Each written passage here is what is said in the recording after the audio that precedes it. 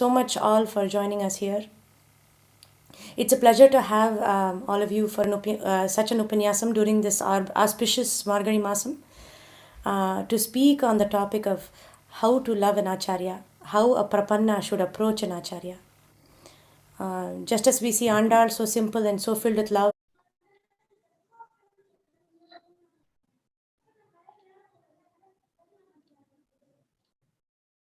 Thank you very much for this wonderful platform. I've read your activities in your website. You've been doing a lot of wonderful pracharam through various ways, forming collaboration with many others and encouraging others to participate and engage in our Sampradaya Kankaryam. It is very commendable. Today, we are going to enjoy Bhagavad Rāmānuja's greatness through the words of Manavāla Māmunigal in his wonderful prabandham, ārtti prabandham. So let us straight away go into the topic. I know we talked about having Tamil upanyasam with some English add-ons. So I will keep it that way from now on.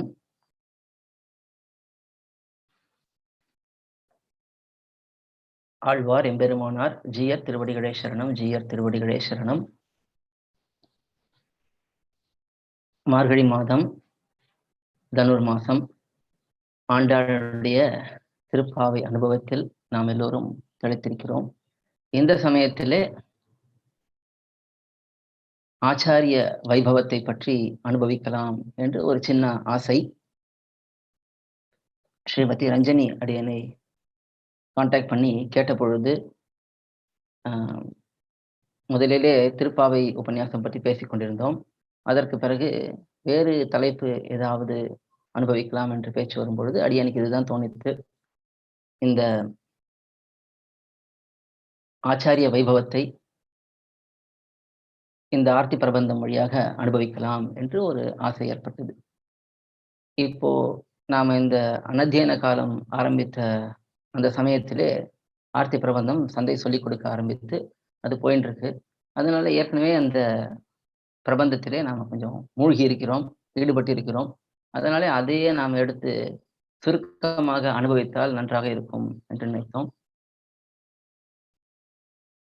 Andal நாச்சியாருடைய வைபவத்தை பார்க்கும் பொழுது திருப்பாவையில அவதாரிகையில நாம நிறைய இடத்துல கேட்டிருப்போம். இப்ப சமீபத்துல எல்லா இடத்துலையும் திருப்பாவை உபன்யாசம் நடந்துட்டு இருக்கு. இந்த சமயத்திலேயே நாம் இது எல்லா இடத்துலையும் கேட்டிருப்போம். ஆண்டாள் நாச்சியாருக்கு இருக்கக்கூடிய பெருமை என்ன என்பது. முக்கியமா 2 பெருமை. ஒன்று, எல்லா ஆழ்வார்களும் பெருமாளாலே எழுப்பப்பட்டவர்கள். அதற்கு பிறகு அவர்கள் பெருமாளுக்கு மங்களாசாசனம் பண்ணுவதோ இல்லை திருப்பழிச்சியை பாடுவதோ கைங்கரியம் பண்ணுவதோ அதெல்லாம் பெருமாளாலே எழுப்பப்பட்டு அதற்கு பிறகு அவர்கள் செய்தார்கள். ஆனா ஆண்டாள் நாச்சியார் தானே முதலிலே போய் பெருமாளை எழுப்புகிறாள் இந்த திருப்பாவை பிரபந்தத்திலே. இங்கே மட்டும் இல்லை, எப்பவுமே அதுதான் நாச்சியார்களுடைய சுபாவமே. பெருமாள் கருணை காட்டாமல் இருந்தால் கூட அந்த சமயத்துல பெருமாளை எழுப்பி நீர் கருணை காட்ட வேண்டும் என்று சொல்வதே நாச்சிமார்கள் தான். அதனால எப்பொழுதுமே இந்த நாச்சியார்களுக்கு ஸ்ரீதேவி நாச்சியார், பூமி தேவி நாச்சியார், நீலாதேவி நாச்சியார் 3 நாச்சியார்களுக்குமே அந்த தன்மை உண்டு. பெருமாளை விழிக்க செய்வதே அவர்கள் தான். என்ன விழிக்க செய்வதுன்னா அவனுடைய காரியத்தை அவன் செய்ய வைப்பது, புருஷகாரம் செய்ய வைப்பது. அது ஸ்ரீதேவி நாச்சியாருக்கு பிரதானமாகவும் மற்ற நாச்சியார்களுக்கு பிராட்டி பெரிய பிராட்டியாரை முன்னிட்டு கொண்டும் இருக்கு என்று நாம பல இடங்கள்ல அனுபவித்திருக்கிறோம். இது முக்கியமான ஒரு வைபவம். அது எல்லா நாச்சியார்களுக்கும் பொருந்தும், ஆண்டாள் நாச்சியாருக்கு முக்கியமா பொருந்தும். ஏன்னா மற்ற நாச்சியார்களாவது இதை செய்தது பரமபதத்தில் இருந்து கொண்டு செய்கிறார்கள். ஆனா ஆண்டாள் நாச்சியார் இன்றோ திருவாடி பூரம் எமக்காக ஒன்றோ இங்கு ஆண்டாள் அவதரித்தால் குன்றாத வாழ்வான வைகுந்த வான்போகந்தன்னை இகழ்ந்து பெரியாழ்வார் திருமகளாராய் என்று மணவாழ மாமுனிகள் உபதேச ரத்னமாலையில் சொல்லும்படிக்கு அந்த பரமபதத்தையும் விட்டு இந்த உலகத்துக்கு வந்து பிறந்து நமக்காகத்தான் இந்த காரியங்களை எல்லாம் செய்துள்ளாள் என்று அனுபவிக்கும்படிக்கு ஆண்டாள் நாச்சியாருடைய வைபவம் இருக்கு. இது ஒரு பெருமை. இதுக்கு மேலே ஒரு படிக்கட்டு போல பெரியவாச்சான் பிள்ளை வியாக்கியானத்தின் அவதாரிகை, திருப்பாவை வியாக்கியானத்தின் அவதாரிகையில காட்டுகிறார். சாதாரணமா தேகாத்ம அபிமானிகளாக இருக்கக்கூடிய சம்சாரிகள், அவர்களுக்கும் மகரிஷிகளுக்கும் என்ன வித்தியாசம்? சம்சாரிகள்லாம் இந்த உடம்பே பிடித்துக் கொண்டிருக்கிறார்கள். மகரிஷிகள் நல்ல அ உபாசனத்தின் மூலமாக பகவானை தியானித்து அவன் இடத்திலே செல்வதற்கு ஆசைப்பட்டுக் கொண்டிருக்கிறார்கள். ஆத்ம ஞானம் அவர்களுக்கு கைவந்திருக்கிறது என்பதை காட்டினார் பெரியவாச்சான் பிள்ளை முதல்ல. அதுக்கு மேல மற்றைய இந்த ரிஷிகளுக்கும், ஆழ்வார்களுக்கும் என்ன வித்தியாசம் என்று பார்த்தால், ரிஷிகள் தங்களுடைய முயற்சியாலே செய்பவர்கள். அதனாலே அவர்களுடைய அ ஞானமும், அவர்களுடைய பக்தியும் அளவுபட்டு இருக்கும். ஆழ்வார்கள் எல்லாம் பகவானாலே மயர்வர மதிநலம் அருளப் பெற்றவர்கள். அவனுடைய பிரயத்தனத்தாலே இப்படி ஆழ்வார்கள் ஆனவர்கள். அதனாலே அவர்களுடைய அ பக்தியும், ஞானமும் அளவில்லாமல் இருக்கும். மிக பெரிதாக இருக்கும் என்பதை காட்டுகிறார். அதுக்கு மேலே ஆழ்வார்களிலே பெரியாழ்வாருக்கு என்ன பெருமை என்றால், மற்ற ஆழ்வார்கள் எல்லாம் தங்களுக்கும் மோட்சம் வேண்டும் என்று பிரார்த்திப்பார்கள். பகவானுக்கும் மங்களாசாசனம் செய்வார்கள். ஆனா, பெரியாழ்வார் எப்படிப்பட்டவர்னா, எப்பொழுதும் மங்களாசாசனமே செய்து கொண்டிருப்பவர் என்பது பெரியாழ்வாருக்கு இருக்கக்கூடிய பெருமை. அதற்கு மேலே ஆண்டாள் நாச்சியாருக்கு என்ன பெருமை என்றால், பெரியாழ்வாராவது பா அ பகவானுக்குத்தான் மங்களாசாசனம் செய்கிறார். ஆண்டாள் நாச்சியார் பாகவதர்களுக்கு மங்களாசாசனம் செய்கிறாள் என்பதை எடுத்து காட்டியுள்ளார் பெரியவாச்சான் பிள்ளை வியாக்கியான அவதாரிகள். அதனால இப்படி படிக்கட்டு கட்டி போகும்பொழுது, ஆண்டாள் நாச்சியார் என்பவர் எல்லோரையும் விட உயர்ந்த நிலையிலே இருக்கிறாள் என்பது தெரிகிறது. மற்ற ஆழ்வார்கள் அந்த அவர்களிலே சிறந்தவரான பெரியாழ்வார், அந்த பெரியாழ்வாரை காட்டிலும் ஆண்டாள் நாச்சியார் உயர்ந்த ஒரு அதிகாரியாக இருக்கிறார் என்பதும் தெரிகிறது. அப்படிப்பட்ட பெருமையை கொண்டவள் ஆண்டாள் நாச்சியார். அவளுடைய நிஷ்டை என்ன என்று பார்த்தோம் என்றால், அவள் ஆச்சாரிய நிஷ்டையிலே இருக்கிறாள் என்பதை நாம் அவளுடைய ஆண்டாள் நாச்சியாருடைய வாக்கியங்களிலே தெரிந்து கொள்ளலாம். பாசுரங்களிலே தெரிந்து கொள்ளலாம்.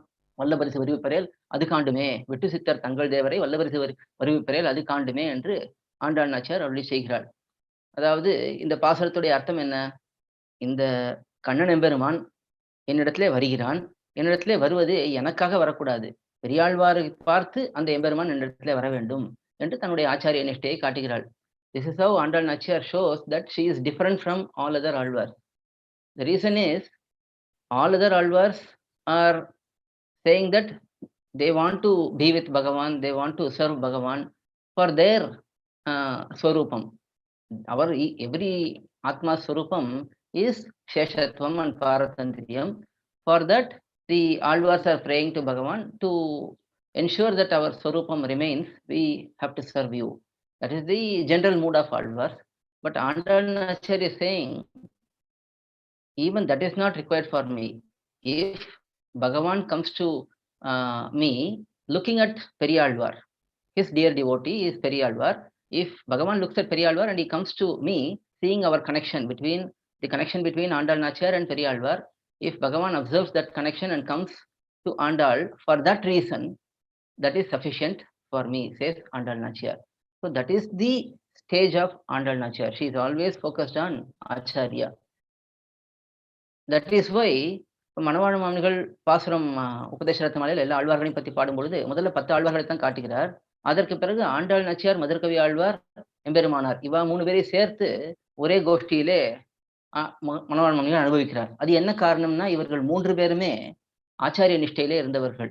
ஆண்டாள் நாச்சியார் பெரியாழ்வாரிடத்திலேயே அன்பு கொண்டிருந்தாள். அந்த பெரியாழ்வாருடைய விருப்பப்படியே தன்னுடைய வாழ்க்கையை அமைத்துக் கொண்டாள்.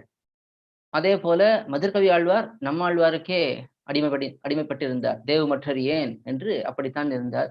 எம்பெருமானாரும் நம்மாழ்வாருக்கும் அடிமைப்பட்டிருந்தார், ஆளவந்தாருக்கும் அடிமைப்பட்டிருந்தார், பெரிய நம்பிக்கும் ஆட்பட்டிருந்தார். அப்படி ஆச்சாரிய நிஷ்டையிலேயே எம்பெருமானாரும் இருந்தார். இவர்கள் 3 பேரையும் சேர்த்து காட்டினார். அதனால ஆழ்வார்கள் கோஷ்டியை பிரிக்கும் பொழுது கூட ஆண்டாள் நாச்சியாரும் மதுரகவி ஆழ்வாரும் ஆழ்வார் கோஷ்டியிலே ஆச்சாரிய நிஷ்டையிலே இருந்தவர்கள் தான். அப்படிப்பட்ட அந்த ஆச்சாரிய நிஷ்டை என்பது மிகவும் முக்கியம் என்பதை நாம பார்க்க வேண்டும். ஆண்டாள் நாச்சியார் இதை தான் பாசுரங்களிலே சொன்னது மட்டுமில்லாமல் அனுஷ்டானத்திலையும் காட்டிவிட்டாள். திருப்பாவையை பற்றி விளக்கும் போதே வேதம் வல்லார்களை கொண்டு விண்ணோர் பெருமான் திருப்பாதம் பணிந்து என்றுதான் காட்டுகிறார்கள். வேதம் வல்லார்கள் என்றால் அடியார்கள், நல்ல சாஸ்திரம் அறிந்தவர்கள்.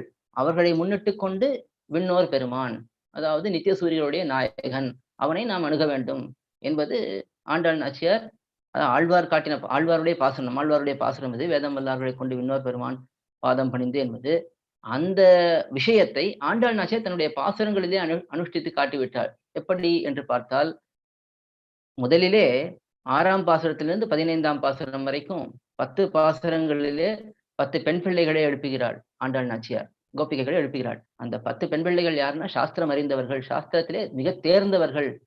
அவர்கள்லாம் கோபிகைகள் தானே, அவர்களுக்கு என்ன சாஸ்திர ஞானம் இருக்கு என்று பார்த்தால், அவர்களுக்கு சாஸ்திரத்தின் சாரம் நன்றாக புரிந்திருக்கிறது. எம்பெருமான் தான் நமக்கு எல்லாம் என்பது நன்றாக தெரிந்திருக்கிறது. அப்படி இருக்கக்கூடியது தானே முக்கியம். அடியார்களோட கூடி அனுபவிக்க வேண்டும். அந்த எம்பெருமானைத்தான் நாம் அனுபவிக்க வேண்டும். அவனுக்குத்தான் நம்முடைய கைங்கரியம் இருக்க வேண்டும். அவனுடைய ஆனந்தத்துக்காக தான் நாம் வாழ்கிறோம். இதெல்லாம் தான் சாஸ்திரத்தினுடைய தாற்பயம். இதை நன்றாக தெரிந்தவர்கள் என்பதனாலே அவர்களைத்தான் வேதம் வல்லார்கள் என்று காட்டுகிறாள். அதுக்கு அடுத்தது நந்தகோபன், யசோதை பிராட்டி, பலராமன், நம்பி மூத்த பிரான் இவர்களை எழுப்புகிறாள். அவர்கள் எல்லாம் நித்திய சூரியர்களைப் போலே அவர்கள் எம்பெருமானுக்கு அருகிலே பிரியாமல் இருப்பவர்கள். அதனால நித்திய சூரியர்களைப் போல. அதனால விண்ணோருக்கு அது அடையாளமா இருக்கு. அதுக்கப்புறம் நப்பின்னை பிராட்டியும் எழுப்புகிறாள். கிருஷ்ணாவதாரத்திலே நப்பின்னை பிராட்டியை முன்னிட்டு கொண்டுதான் நாம் கண்ணன் பெருமானை அணுக வேண்டும். இன் எவ்ரி அவதாரம் பகவான் has to be approached through different nachiyars. In Ramavataram, Sita Pirati is an incarnation of Sita Devi, Sri Mahalakshmi Tayar. So we have to approach Sri Rama through Sita Pirati. In Varaha Avataram, Bhumi Pirati is present with Varaha Perumal. So we have to approach Varaha Perumal through Bhumi Pirati. In Krishna Avataram, Neela Devi has incarnated as Nappinai Pirati. Neela Tungas Thanagiri, that is the first word of the first portion of the Taniyan in Tirupavai. There it is highlighted that Neela Devi has come to this Ayarpadi Gokulam. இங்கே நீலாதேவி இருப்பதனாலே நீலாதேவியை முன்னிட்டு கொண்டுதான் நாம் கண்ணன் பெருமானை அணுக வேண்டும் என்பது காட்டப்படுகிறது. அதன்படிக்கே அந்த நீலாதேவி நித்திய சூரிய தானே, பரமபதத்தில் இருக்கக்கூடிய பிராட்டிமார் தானே, அவளையும் முன்னிட்டு கொண்டு கடைசியில தான் கண்ணன் பெருமானை போய் சேவிக்கிறாள். அதனால வேதம் வல்லார்களை கொண்டு விண்ணோர் பெருமான் திருப்பாதம் பணிந்து என்பதையும் ஆண்டாள் நாச்சியார் தன்னுடைய அனுஷ்டானத்திலேயே காட்டிவிட்டாள். இப்படிப்பட்ட அந்த ஆச்சாரிய நிஷ்டையை தான் பாசுரத்திலேயும் காட்டியுள்ளாள், தன்னுடைய அனுஷ்டானத்திலேயும் கொண்டுள்ளார். விஷ்ணு சித்தன் என்றால் பெரியாழ்வார், அவருக்காகவே நாம் நம்முடைய கண்ணன் பெருமானை ஏற்றுக்கொள்கிறோம் என்று தான் அனுஷ்டானத்திலையும் காட்டுகிறாள். இல்லையா, அவள் தானே பூமி பிராட்டி, அவள் ஆசைப்பட்டாளேன்னா என்ன இருந்தாலும் ஆண்டாள் நாச்சியாராக இங்கே அவதாரம் செய்த காலத்திலே பெரியாழ்வார் தானே அவளுக்கு எல்லா விஷயமும் சொல்லிக் கொடுத்து கண்ணன் பெருமானிடத்திலே காதலை உருவாக்கினவர். அந்த கண்ணன் பெருமான் பெரியாழ்வாருக்கு பிடிக்கும் என்பதனால் தானே ஆண்டாள் நாச்சியாரும் அந்த கண்ணனை விரும்பினாள். கடைசியிலே திருக்கல்யாணம் செய்து வைக்கும் பொழுது கூட எம்பெருமான் அந்த பெரியாழ்வாருக்கு கனவிலே வந்துதான் ஆண்டாள் நாச்சியாரை திருக்கல்யாணம் பண்ணிக்கிறேன் என்று சொன்னான். இது ஸ்ரீவசன மோகனத்துல காட்டப்படுகிறது. அது தன்னை முன்னிடுபவர்களை அவன் முன்னிடும் என்னுமிடம் இங்கே காணலாம். இது அதாவது ஸ்ரீராமாயணத்துல சரணாகதி கட்டத்துல விபீஷண ஆழ்வான் சரணாகதி பண்ணும்பொழுது சுக்ரீவ மகாராஜர் முதல்ல வேண்டாம் என்று சொல்லுகிறார். ஆனா விபீஷண ஆழ்வான் சுக்ரீவரை முன்னிட்டு கொண்டுதான் பெருமாளிடத்துல சரணம் புகுகிறார். ஆனா சுக்ரீவனும் வேண்டாம் என்று சொல்லுகிறான், அவனை ஏற்றுக்கொள்ள வேண்டாம் என்று சொல்லுகிறார். கடைசியில சுக்ரீவ மகாராஜரை சமாதானப்படுத்தி அந்த சமயத்திலே எம்பெருமான் தானே வெளியில போய் விபீஷண ஆழ்வானை ஏற்றுக்கொள்ளவில்லை. அதே சுக்ரீவ மகாராஜரை கூட்டு நீதான் போய் அவனை அந்த விபீஷண ஆழ்வானை அழைத்து வர வேண்டும் என்று அனுப்பித்தார். அதே போல ஆண்டாள் நாச்சியார் எப்படி பெரியாழ்வாரை முன்னிட்டு கொண்டு பெருமாளிடத்திலே சரணாகதி செய்து அந்த பெருமாளையே அடைய வேண்டும் என்று ஆசைப்பட்டாளோ, அதே போல பெருமாளும் ஆண்டாள் நாச்சியாரை அடைய வேண்டும் என்ற பொழுது திருக்கல்யாணம் பண்ணி கொள்ளக்கூடிய காலத்திலே பெரியாழ்வாருடைய கனவிலே அவருக்கு சொல்லித்தான் நீர் இந்த மாதிரி அவளை இங்கே அழைத்து கொண்டு வரும், திருக்கல்யாணம் பண்ணி கொள்கிறேன் என்று திருவரங்கத்துக்கு பெரிய கோயிலுக்கு அழைத்து வர சொல்லுகிறார். இப்படி பல விஷயங்கள் இருக்கு. ஆச்சாரியனுடைய முக்கியத்துவம் எவ்வளவு என்பதை நாம் தெரிந்து கொள்ள வேண்டும். ஆச்சாரியனுடைய முக்கியத்துவம் நம்முடைய சம்பிரதாயத்திலே மிகவும் முக்கியமாக கொண்டாடப்படுகிறது. ஏன் ஆச்சாரியனுக்கு அவ்வளவு முக்கியத்துவம், நமக்கு ஆச்சாரியன்னா அவ்வளவு தேவையா என்று நாம் பார்த்தோம் என்றால், இந்த தத்துவமே, இந்த குரு தத்துவம் ஆச்சாரிய தத்துவம்ங்கிறது அது யூனிவர்சல்னு சொல்லலாம். ஏன்னு பார்த்தோம்னா, நாஸ்திகனும் கூட கடவுளை வேண்டான்னு சொல்லுவான், கடவுள் இல்லைன்னு சொல்லுவான். ஆனா அவன் ஆச்சாரியனே வேண்டான்னு சொல்லவே மாட்டான் ஒரு காலத்திலையும். எப்பொழுதுமே நாஸ்திகனுக்கும் ஒரு குரு இருப்பான். இது என்ன வேடிக்கைன்னா, நாம எப்படி இப்ப ஆழ்வார் ஆச்சாரியர்கள் நம்ம அவர்களை குருவாக நாம் கருதுகிறோம், நம்மை பெருமாளிடத்துல கொண்டு சேர்ப்பவர்களாக கருதுகிறோம். அவர்களுக்கு நாம திருநக்ஷத்திரம் எல்லாம் கொண்டாடுறோம், அவர்களுக்கு வைபவத்தை எல்லாம் நன்றாக பண்ணுகிறோம். அதே போல அவன் என்ன பண்றான்னா, அந்த நாஸ்திகனும் அவனுக்கு யாரு இந்த விஷயத்தெல்லாம் சொல்லி கொடுக்குறானோ அவனுக்கு ஒரு சிலையை வைக்கிறான், அவனுக்கு ஒரு மாலையை போடுறான், அவனுக்கு எல்லா செலிப்ரேஷன்ஸும் பண்றான். எப்படி நம்ம வந்து திருநக்ஷத்திரம் கொண்டாடுறோமோ, அவன் வந்து பர்த் அனிவர்சரி, டெத் அனிவர்சரி இதெல்லாம் கொண்டாடுறான். இதுலேருந்து என்ன தெரியறது? ஒரு சாதாரணமான நாஸ்திகனே கூட அந்த குரு, அந்த டீச்சர் அவனுக்கு அந்த பிலாசபிய சொல்லிக் குடுத்தவன அவ்வளவு கொண்டாடுறான். ஆனா அவனுடைய கொள்கைக்கு நேர் விரோதம். யாரையும் ஒரு ஐகானைஸ் பண்ணி அவன் வந்து செலிப்ரேட் பண்ணி அது பண்ணக்கூடாது. ஆனா அது வந்து அந்த அளவுக்கு கூட அவனுக்கு அறிவில்ல. அதுதான் இங்கே உண்மை. அவனுக்கு யோசிக்கிற அளவுக்கு ஞானம் இல்ல. ஏதோ ஒரு ஆட்டு மந்த மாரி ஒருத்தன ஃபாலோ பண்றான். அவன் கடவுள் இல்லன்னு சொல்றான். வைதிக மதங்கள வந்து அவன் நிந்திக்கிறான். இதெல்லாம் பண்றான். ஆனா அப்படிப்பட்டவனும் கூட என்ன பண்றான்? அதே பாணியில நாம் என்ன கோயில் கட்டி அந்த எம்பெருமான்களுக்கு கோயில் தெய்வங்கள் என்று சொல்லும்படிக்கு அந்த பெருமாளுக்கு நெறைய கோயில் எல்லாம் அ ஏற்படுத்தி நாம எப்படி உற்சவங்கள்லாம் கொண்டாடுறோமோ, அதே போல அவனும் அவனுடைய குருவுக்கு அந்த மாதிரி ஒரு சிலைய நிறுவி, அதுக்குன்னு ஒரு சில கொண்டாட்டங்கள்லாம் ஏற்பாடு செய்து, இந்த நாள் இவருடைய பிறந்த நாள், இவனுடைய இறந்த நாள் அப்படின்னு சொல்லி அதெல்லாம் கொண்டாடுறான். எதுக்கு சொல்ல வந்தேன்னா, நாஸ்திகனுக்கே ஆச்சாரியனிடத்துல எவ்வளோ அபிமானம் இருந்ததுன்னா, ஆஸ்திகர்களுக்கு ஆச்சாரியனிடத்துல எவ்வளவு அபிமானம் இருக்கணும். இந்த மாதிரி சூக்ஷ்மமான விஷயங்கள தான் நம்ம விட்டுடுறோம்.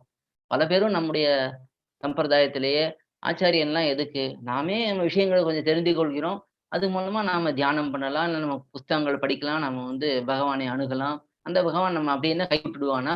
எவ்வளோ இடத்துல சொல்லியிருக்கு பகவான் வந்து வருபவர்களை சேர்த்துக் கொள்வான், எல்லாரையும் ஏற்றுக்கொள்வான் என்றெல்லாம் சொல்லியிருக்கே. அப்ப எதுக்கு ஆச்சாரியன் வேண்டும்? என்று பலரும் இப்படியெல்லாம் கேள்வி கேட்கிறார்கள். ஆனா அதெல்லாம் வந்து ஏற்புடையது கிடையாது. ஏன்னா, நாஸ்திகனே இவ்வளவு அ ஈடுபாடோட ஆச்சாரியனிடத்துல இருக்கான்னா, ஆஸ்திகன் எவ்வளவு ஈடுபாடோட இருக்கணும். இதெல்லாம் தான் ஸ்ரீவச்சன பூஷணத்திலே ஆச்சாரியனுக்கு எவ்வளவு முக்கியத்துவம் இருக்கு என்பதை பிள்ளை லோகாச்சாரியார் மிக விரிவாக எடுத்து காட்டியுள்ளார். ஸ்ரீவச்சன பூஷணத்தில மட்டும் இல்ல. அதாவது பிள்ளை லோகாச்சாரியார் இப்ப காட்டியுள்ளார்ன்னா, அவர் தனியாக காட்டவில்லை. நம்மாழ்வார் என்ன அர்த்தங்களை காட்டுகிறார். முதல்ல சாஸ்திரத்தில என்ன சொல்லியிருக்கு. அதுக்கு மேல நம்மாழ்வார் என்ன காட்டியுள்ளார். அதுக்கு மேல ஆச்சாரியர்கள் ராமானுஜர், ஆளவந்தார் ராமானுஜர் போன்றவர்கள்லாம் என்ன அர்த்தங்கள் காட்டியுள்ளார்கள். அதை நம்பிள்ளை எப்படி வியாக்கியானங்களிலே காட்டியுள்ளார்.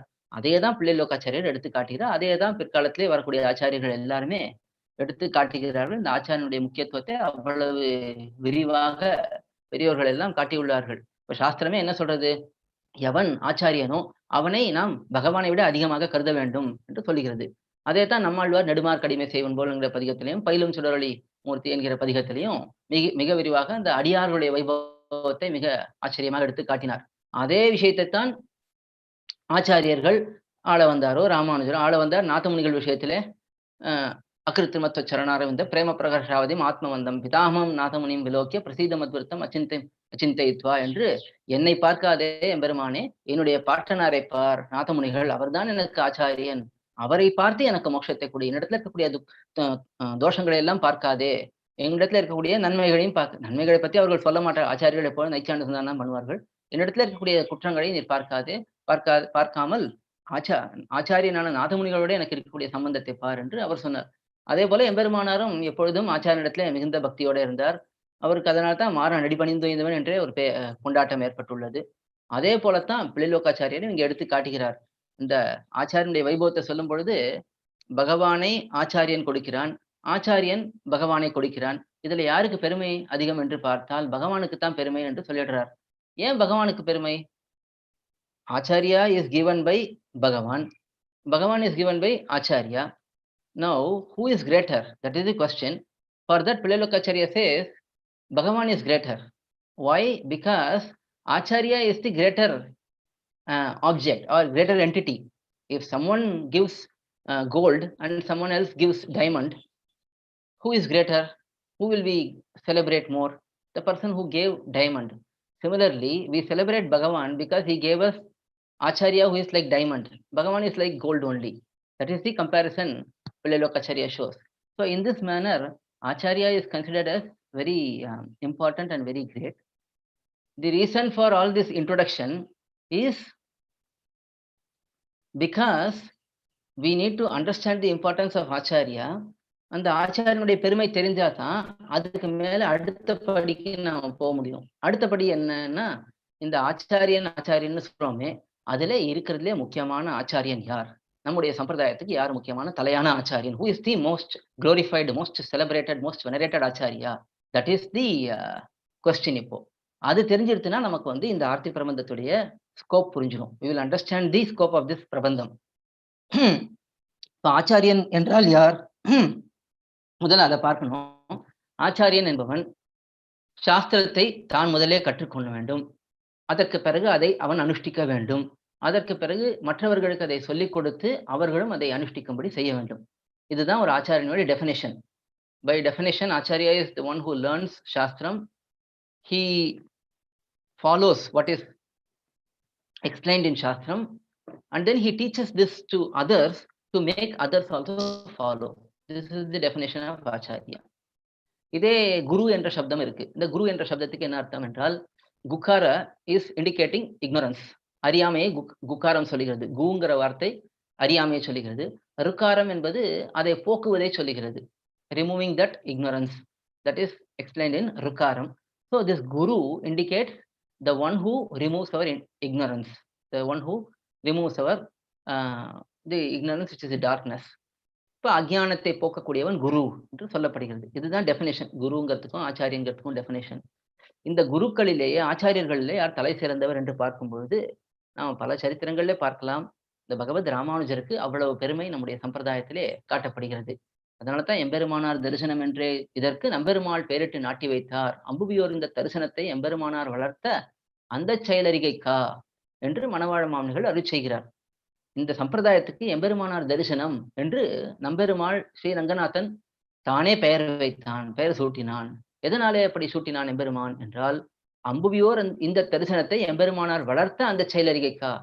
எம்பெருமானார் இந்த தரிசனத்தை, இந்த சம்பிரதாயத்தை எப்படி வளர்த்தார், எவ்வளவு உயரத்துக்கு கொண்டு போனார் என்பது இந்த உலகத்துக்கு தெரிய வேண்டும் என்பதற்காக எம்பெருமான் இந்த திருநாமத்தை இந்த தரிசனத்துக்கு கொடுத்தார் என்பதை மணவாள மாமுனிகள் எடுத்து காட்டுகிறார்.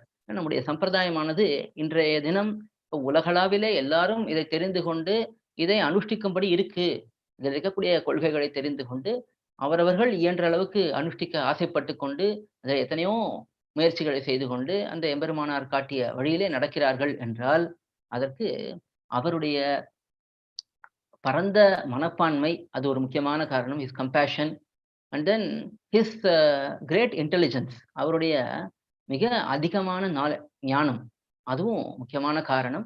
அதுக்கு மேலே எம்பெருமானுடைய திருவுள்ளம், இந்த ராமானுஜரை கொண்டு இதையெல்லாம் நடத்தி கொள்ள வேண்டும் என்று அவருடைய எம்பெருமானுடைய திருவுள்ளம். ஆதிசேஷனுடைய அவதாரம் தானே பகவத் ராமானுஜர். அவர் பரமபதத்திலிருந்து இங்கே வந்ததுக்கு காரணமே ஆழ்வார்கள் காட்டி போன அர்த்தங்கள் எல்லாம் நன்றாக எழுச்சி பெற வேண்டும், அதையெல்லாம் மீண்டும் நிறுத்த வேண்டும் என்பதற்காகத்தான் பகவத் ராமானுஜர் இங்கே ஆதிசேஷனே அவதாரமாக இங்கே வந்து பிறந்தார், பகவத் ராமானுஜராக அவதரித்தார். அந்த ராமானுஜருடைய பெருமை மிக முக்கியமானது. இதை வடுக நம்பி எம்பெருமானாரே எல்லாம் என்று இருந்தவர். அவருக்கு பெருமாள் கூட வேண்டாம். இது மாமுனிகளே இந்த ஆர்த்தி பிரமதத்திலே ஒரு பாசுரத்திலே மிகவும் அழகாக காட்டுகிறார். உன்னை ஒழிய ஒரு தெய்வம் மற்றறியா மண்ணு புகழ் சேர் வடுக நம்பி தன்னிலையை எந்தனக்கு நீ தந்து எத்திராசா என்னாலும் உந்தனக்கே ஆட்கொள் உகந்து. மணவாள மாமுனிகள் இந்த ஆர்த்தி பிரமதத்திலே ஒரு பாசுரத்திலே he is praying to Bhagavad Ramanuja that he needs the mood or he needs the bhavam of Vadaganambi, where Vadaganambi was fully surrendered to Emberumanar. He did not care about anything else, anyone else. He did not even know that other devams exist. He did not know that there is other concepts which he need to be worried about. I mean, he is a very great Shastragya. He knows Shastram completely, but he is so deeply in the thoughts of Bhagavad Ramanuja that he doesn't think about anything else. That is the greatness of that is the greatness of Vadaganambi. That particular stage is being prayed by Manavāla Māmunigal in this Ārtti Prabandham. We are going to see subsequently. அதை நம்ம பார்க்க போறோம். அந்த வடுகநம்பி ஒரு இடத்துல சொல்லுகிறாராம், ஆச்சாரிய பதம் என்பது ஒரு தனி ஸ்தானம். அந்த ஆச்சாரிய பதம்ங்கிறது it's a special seat, it's a special honour. அது ராமானுஜர் ஒருவருக்கே தகுந்தது. It is only apt for Bhagavad Ramanuja to be in that seat. That is Vaduganambi's opinion. இதை வந்து பிற்காலத்தில் பெரியவாச்சான் பிள்ளை மாணிக்கமாலை என்கிற கிரந்தத்திலே எடுத்து காட்டுகிறார். இதே போல பல பல ஆச்சாரியர்கள் நாம் பார்த்தோம் என்றால், அதாவது முற்பட்டவர்கள் பகவான் தொடக்கமாக ஆழ்வார், நாதமுனிகள், அதுக்கு மேலே ஆள வந்தார், இப்படி முற்பட்டவர்கள் இவர்களும் சரி, பிற்பட்டவர்கள் எம்பார், பட்டர், நஞ்சியர், நம்பிள்ளை, வடக்கு திருவிதி பிள்ளை, பிள்ளை லோகாச்சாரியார், வேதாந்தாச்சாரியார், மணவாழ மாமுனிகள், திருவாய்மொழி பிள்ளை எல்லாருமே இஃப் யூ see everyone எல்லாரும் ஒரு காமன் த்ரெட்ல இருக்கும். Emperumanar is the great acharya. அந்த அந்த பர்ட்டிகுலர் பிரின்சிபிள் எவ்ரிஒன் அக்ரீஸ் அப்பான். There is no dispute about that. பெரிய பெருமாள் ராமானுஜரை கூட்டு தான் உடையவர் என்று பட்டம் கொடுத்தார். திருவேங்கடமுடையான் ராமானுஜரை கூட்டு தான் உடையவர் என்று பட்டம் கொடுத்தார். நம்மாழ்வார் ராமானுஜருடைய திருமேனியைத்தான் எடுத்து காட்டினார். மதுரகவியாழ்வார் தாமிரபரணி தீர்த்தத்தை காய்ச்சும் பொழுது ஃபர்ஸ்ட் he gets one விக்கிரகம், that is ராமானுஜாஸ் விக்கிரகம், and then only he gets நம்மாழ்வார்ஸ் விக்கிரகம் while boiling the Thamirabarani water second time. So அங்கே பார்த்தாலும் நமக்கு we see that Ramanuja is glorified even before 4000 years before his incarnation. அப்பவே நம்மாழ்வார் எடுத்து காட்டிட்டார். And then subsequently Nathamunigal also had a divine interaction with பகவத் ராமானுஜா. நாதமுனிகள் ஆழ்வார் திருநெறிக்கு போய் அங்கே 12,000 தடவை கண்ணுணிஜர் தாம்பை சேவிச்சு நம்மாழ்வாரத்துல எல்லா அர்த்த விசேஷங்களும் பெற்றுக்கொள்ளும் பொழுது அந்த சமயத்திலையும் நாதமுனிகள் நம்மாழ்வாரத்திலே பிரார்த்திக்கிறார். ஒரு ஆச்சரியமான அந்த பொலிக பாசம் வரும்பொழுது அந்த சமயத்திலே நாதமுனிகள் இவ்வளவு ஆச்சரியமா நடக்கிறதே, இதெல்லாம் எப்படி நடக்கும் என்று கேட்க, அப்பொழுது நம்மாழ்வார் தாமே ஒரு காஷாய வஸ்திரத்தை தரித்து கொண்டு நாதமுனிகளுடைய கனவிலே சேவை சாதிக்கிறார்.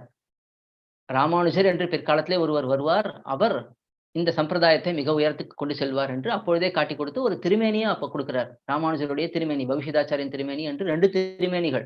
முதல்ல மதுரகவியாழ்வாருக்கு ஒரு திருமேனி கிடைக்கிறது, நாதமுனிகளுக்கு ஒரு திருமேனி கிடைக்கிறது. இப்படி 2 திருமேனிகள். மதுரகவியாழ்வாருக்கு கிடைத்த திருமேனி தான் நம்ம ஆழ்வார் திருநேரிலே ராமானுஜர் சந்நிதியில நம்ம சேவிக்கக்கூடிய திருமேனி. பிற்காலத்தில் நாதமுனிகளுக்கு கிடைத்த திருமேனி அது எங்கே என்பது சரியாக தெரியவில்லை, திருக்கோஷ்டியூர்ல இருக்கிறது என்று நாம் புரிந்து கொள்கிறோம். அது என்ன அப்படியே வழி வழியாக வந்து திருக்கோஷ்டியூர் நம்ம இடத்துல இருக்கு என்று சொல்லுகிறார்கள். இப்படி நம்மாழ்வாரும் ராமானுஜருடைய பெருமையை காட்டினார், நாதமுனிகளும் அந்த பெருமையை அனுபவித்தார். அந்த திருமேனியை நாதமுனிகள் வைத்துக்கொண்டு ஆளவந்தார் வரைக்கும் அந்த திருமேனி வந்தது. அதற்கு பிறகு ஆளவந்தார் இந்த திருமேனியை வைத்தும் ராமானுஜருடைய திருநக்ஷத்திரம் எந்த திருநக்ஷத்திரத்தில் அவர் அவதரித்தார் என்பதை வைத்தும் அவருடைய பெருமையை வைத்தும் தான் இவர்தான் ராமானுஜர் என்று கரியமாணிக்க பெருமாள் சந்நிதியிலே, தேவ பெருமாள் சந்நிதி இன் Kanchipuram, when Alavandar visits Kanchipuram, at that time he sees Ramanuja.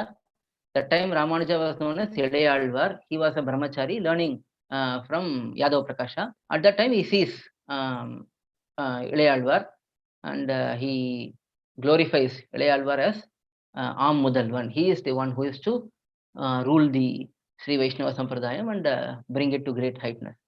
இப்படி ஆளவந்தார் வரைக்கும் பெரிய நம்பி வரைக்கும் we see that Ramanuja is glorified. பெரிய நம்பி once he sees Ramanuja coming with all his disciples, at that time பெரிய நம்பி offers obeisance to Ramanuja. At that time when everyone wonders why is Acharya offering obeisance to Shishya, அப்போ பெரிய நம்பி says, I feel that Ramanuja is none other than Alavandar. I see Alavandar in Ramanuja. That is the mood he was having towards his own Shishya. And subsequently we all know, everyone from Embar says to Bhattar, எம்பெருமானார் திருவடிகளே தஞ்சம் என்று இரும். You remain that always எம்பெருமானார்'s lotus feet is our refuge. He says this to Bhattar. And Bhattar says this to Nanjiyar. நஞ்சியருக்கு அதே சொல்றார் butter. அதே போல நஞ்சியர் நம்பிள்ளைக்கு சொல்லுகிறார். நம்பிள்ளை எல்லா ஆச்சாரர்களும் இப்படி சொல்லுகிறார். இப்படியே சொல்லிக்கொண்டே வரும்பொழுது மணவாழ் மாமுனிகளுக்கு திருவாய்மொழி பிள்ளை காட்டி கொடுக்கிறார். மணவாழ் மாமுனிகள் இஸ் இன் ஆழ்வார் திருநறி. அந்த சமயத்தில் திருவாய்மொழி பிள்ளையை he accepts திருவாய்மொழி பிள்ளை as Acharya, and then when he asks about Sampradayam intricacies, at that time Tiruvayamudi Pillai teaches about the greatness of Māmunigal to greatness of Bhagavad Rāmānuja to Manavāla Māmunigal. From that time onwards, Manavāla Māmunigal becomes greatly attached to Bhagavad Rāmānuja, and that is when he first sings Yatiraja Vimshati. Manavāla Māmunigal sang Yatiraja Vimshati. He composed Yatiraja Vimshati when he was serving Bhavishadacharyan Sannidhi in Alvar Tirunagari. He was taking care of that Sannidhi under the orders of his Acharya Thiruvaimozhi Pillai, who built that Sannidhi. Thiruvaimozhi Pillai தான் அந்த Alvar திருநறியை re-establish பண்ணி அங்கே ஆழ்வார் வெளியில எழுதியிருந்தார். அந்த சமயத்துல எழுந்தருளியிருந்த ஆழ்வாரை திருப்பி ஊருக்கு கொண்டு வந்து அங்கே ஆழ்வார் திருநறி பெருமாள் கோயிலையும் ஆழ்வார் கோயிலையும் புனர் நிர்மாணம் பண்ணி அங்கே ராமானுஜருக்கு ஒரு தனி சந்நிதி, அந்த பவிஷ்யதாச்சாரியன் திருமேனி பார்த்தோம் இல்லையா, நம்மாழ்வார் மதுரகவி ஆழ்வார் கொடுத்த திருமேனி, அது அந்த திருப்புலி ஆழ்வார் என்று சொல்லக்கூடிய அந்த புளிய மரத்துக்கு கீழே இருக்கிறது என்பது திருவாய்மொழி பிள்ளை கனவிலே வந்து அவர் அந்த திருமேனியை எடுத்துன்னு வந்து இங்கே மேற்கு பகுதியிலே ஒரு தனி கோயிலை கட்டி அங்கே எழுந்தருளப் பண்ணி அதிலே தாமே அதை திருவாரதனம் பண்ணி கொண்டு வந்தார். இப்ப மணவாள மாமுனிகள் வரவே மணவாள மாமுனிகளை கொண்டு அங்கே திருவாரதனம் பண்ணும்படிக்கு செய்தார். அப்பொழுதுதான் மணவாள மாமுனிகளுக்கு இந்த ராமானுஜரிடத்திலே மிகுந்த பக்தி பெருகி இந்த யதிராஜ விம்சதி என்று 20 ஸ்லோகங்களை அருளிச் செய்தார். இப்ப யதிராஜ விம்சதி என்பது ராமானுஜர் விஷயமான 20 ஸ்லோகங்கள். மிக ஆச்சரியமான சம்ஸ்கிருத ஸ்லோகங்கள். அதுல தன்னுடைய நைச்சானுசந்தானத்தை எல்லாம் காட்டி தான் எவ்வளவு ராமானுஜரிடத்திலே ஈடுபட்டிருக்கிறேன் என்பதை வெளியிடுகிறார். இப்ப இந்த சமயத்துல இவருக்கு யதீந்திர பிரவணர் என்று ஒரு திருநாமம் கிடைக்கிறது. யதீந்திர பிரவணர் என்றால் யதீந்திரனா Ramanujar. Yatindra means Bhagavad Ramanuja. He is the king of ascetics. Pravanar means one who has great devotion, one who has great love. That is Manavāla Māmunigal. That is the well-known name of Manavāla Māmunigal. He is known by this popular name because of his great devotion to Bhagavad Ramanuja. Now there is an interesting question here. We know Bhagavad Ramanuja is Adishesha Avataram. We know Manavāla Māmunigal is also Adishesha Avataram. He is also glorified as Yati Punaravatāram. Now he has these two names. They look quite contradictory. One is Yati Punaravatāram. He is the reincarnation of Bhagavad Ramanuja. Now he also has Yatindra Pravana. He has great devotion towards Ramanuja. Now why would one have great devotion towards oneself? இப்போ ராமானுஜர் மணவாள மாமுனிகள் ரெண்டு ஒரே பர்சனாலிட்டின்னா எதற்காக அவருக்கு அந்த தன்னிடத்திலே இவ்வளவு ஆசை என்று ஒரு பெரிய கேள்வி வருது. இதுக்கு ஆச்சாரியர்கள் given great explanation. இது நம்ம புரிஞ்சுட்டா we will have better clarity about this whole Acharya பக்தி கான்செப்ட். இப்போ பகவான் பெரிய பெருமாள் ஸ்ரீரங்கநாதன் அவர் பிரம்மலோகத்திலே இருந்தார். இப்ப நம்ம ஸ்ரீரங்கத்துல சேவிக்கிற பெருமாள் பிரம்மலோகத்திலே சத்தியலோகத்திலே இருந்தவர். அங்கே அவர் பிரணவகாரத்துல விமானத்துல இருந்தவர். அந்த பெருமாளைத்தான் இக்ஷ்வாக்கு வாங்கிட்டு வந்து தன்னுடைய திருவாரதன பெருமாளாக ஆக்கி கொண்டான். பிரம்மாட்ட பிரார்த்தித்து அந்த பெருமாளை ஏழை பண்ணிட்டு வந்தான். அந்த பிரணவாகார விமானத்தோடய ஏழை பண்ணிட்டு வந்து இங்கே அயோத்தியாவிலே he had that Sriranganatha along with the பிரணவாகார விமானம் in his daily puja, daily திருவாராதனம். From Ikshvaku it has come down all along. இக்ஷ்வாக்குலேருந்து அந்த ரகுவம்சத்திலே சூரிய வம்சத்திலே அது வந்து கடைசியில பெருமாள் ஸ்ரீ ராமா வாஸ் டூயிங் திருவாராதனம் டு பெருமாள், பெரிய பெருமாள். பெரிய பெருமாள் நாம ஸ்ரீரங்கத்துல பார்க்குற பெருமாளுக்கு பெருமாளே திருவாராதனம் பண்ணிருக்கார். அதனாலதான் அவருக்கு பெரிய பெருமாள்னு ஒரு திருநாமம். ஸ்ரீரங்கத்துல இருக்க ஸ்ரீரங்கநாதனுக்கு எதுக்கு பெரிய பெருமாள்னு திருநாமம்னா நம்முடைய சம்பிரதாயத்துல ஸ்ரீராமனுக்கு பெருமாள்னு திருநாமம். whenever in our sampradayam we say Perumal, that usually means Sri Rama in sampradaya paribhasha. In vyakyanams whenever they say Perumal, that means Sri Rama. நாம பெருமாள்னா ஜெனரலா விஷ்ணு நம்ம வச்சுட்டு இருக்கோம். அதுவும் it is seen, it is common. பெருமாள்னா விஷ்ணுங்கிறது. But in usually in our வியாக்கியானங்கள்லாம் பார்த்தா இப்போ பெருமாள்னு சொல்றதுக்கு பதிலா எம்பெருமான் தான் நிறைய இடத்துல சொல்லுவா. எம்பெருமான்னு பகவான்னு சொல்லுவா. ஆனா ஸ்ரீராமன்னு சொல்றதுக்கு பதிலா பெருமாள் தான் சொல்லுவா. அந்த பெருமாளே அந்த ஸ்ரீரங்கநாதனுக்கு திருவாராதனம் பண்ணினால இந்த பெருமாளுக்கும் அவருக்கும் ஒரு வித்தியாசம் இருக்கணும் இல்லையா? அதுக்காக அவருக்கு பெரிய பெருமாள் என்று திருநாமம். அப்படியும் பெரியவா சொல்லுவா. அப்படி பெரிய பெருமாள்னு அந்த ஸ்ரீரங்கநாதனுக்கு திருநாமம். அந்த ஸ்ரீரங்கநாதனை பெருமாள் தாமே திருவாராதனம் பண்ணார். ஸோ ஹியர் பகவான் இஸ் தி வர்ஷிப்பர், பகவான் is the worshipped also. Both worshipped and worshippers are Bhagavan himself. Why is that? Why does Bhagavan need to worship himself?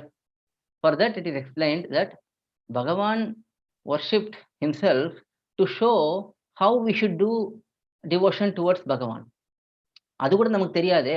இப்போ முமுட்சுப்படியிலே ஆரம்பத்திலேயே காட்டுகிறார், இந்த திருமந்திரத்தை நர ரிஷிக்கு நாராயண ரிஷி உபதேசம் செய்தார். ஏன் இத நர ரிஷிக்கு நாராயண ரிஷி உபதேசம் இந்த நர ரிஷியும் சரி நாராயண ரிஷியும் சரி ரெண்டு பேருமே பகவானுடைய அம்சங்கள் தான், பகவானுடைய அவதாரங்கள் தான். ஆச்சாரியனாகவும் பகவானே இருந்தான், சிஷ்யனாகவும் பகவானே இருந்தான். ஆச்சாரியனாக பகவான் இருப்பது பொருத்தம், it's okay, he can be the Acharya. But why can't he find another சிஷ்யா? ஏன் இன்னொரு சிஷ்யனை யாராவது தேடி பிடிச்சு அவனுக்கு உபதேசம் பண்ணிருக்கலாமேன்னா, சிஷ்யனாயிருக்கும் இருப்பு நாட்டார் அறியாமையாலே அதை இந்த லோகத்துக்கு அறிவிக்கைக்காக தானே சிஷ்யனுமாய் தானே ஆச்சாரியனுமாய் இருந்தான் அப்படின்னு பிள்ளை லோகாச்சாரியார் அங்கே காட்டுகிறார். சிஷ்யனா இருக்கக்கூடிய அந்த இருப்பு எப்படி சிஷ்யனா இருக்கணுங்கிறது இந்த உலகத்துல இருப்பவர்களுக்கு தெரியல. அதனால தானே சிஷ்யனா இருந்துட்டான். தானே சிஷ்யனா இருந்து அப்பொழுது அந்த ஆச்சாரியனிடத்துல உபதேசத்தை பெற்றுக்கொண்டு இந்த சிஷ்யனா எப்படி இருக்கணும் என்பதை பெருமாள் காண்பித்தார், எம்பெருமான் காண்பித்தான் என்று அந்த இடத்துல வியாக்கியானம் எடுத்து காட்டுகிறார். இதே மணவாள மாமுனிகள். அப்படி இருப்பதனாலே அந்த பகவான் தனக்குத்தானே திருவாராதனம் பண்ணி கொண்டது எதனாலே என்றால், இந்த உலகத்திலே இந்த மனுஷியர்கள், இந்த தேவர்கள் இவர்கள் எல்லாம் எப்படி நம்மை வணங்க வேண்டும் என்பதை நாமே சொல்லிக் கொடுத்தால் தான் இவர்கள் புரிந்து கொள்வார்கள் என்பதற்காக பகவான் அப்படி செய்தான் என்பதை பார்க்கலாம். இப்ப இதே கான்செப்ட இங்க நம்ம we just superimpose that. Bhagavad Rāmānuja is Adishesha Avatara, Manavāla Māmunigal is Adishesha Avatara. Both are the same personality. Now Manavāla Māmunigal is having great love towards Rāmānuja, great devotion towards Rāmānuja, who is himself. Why is that?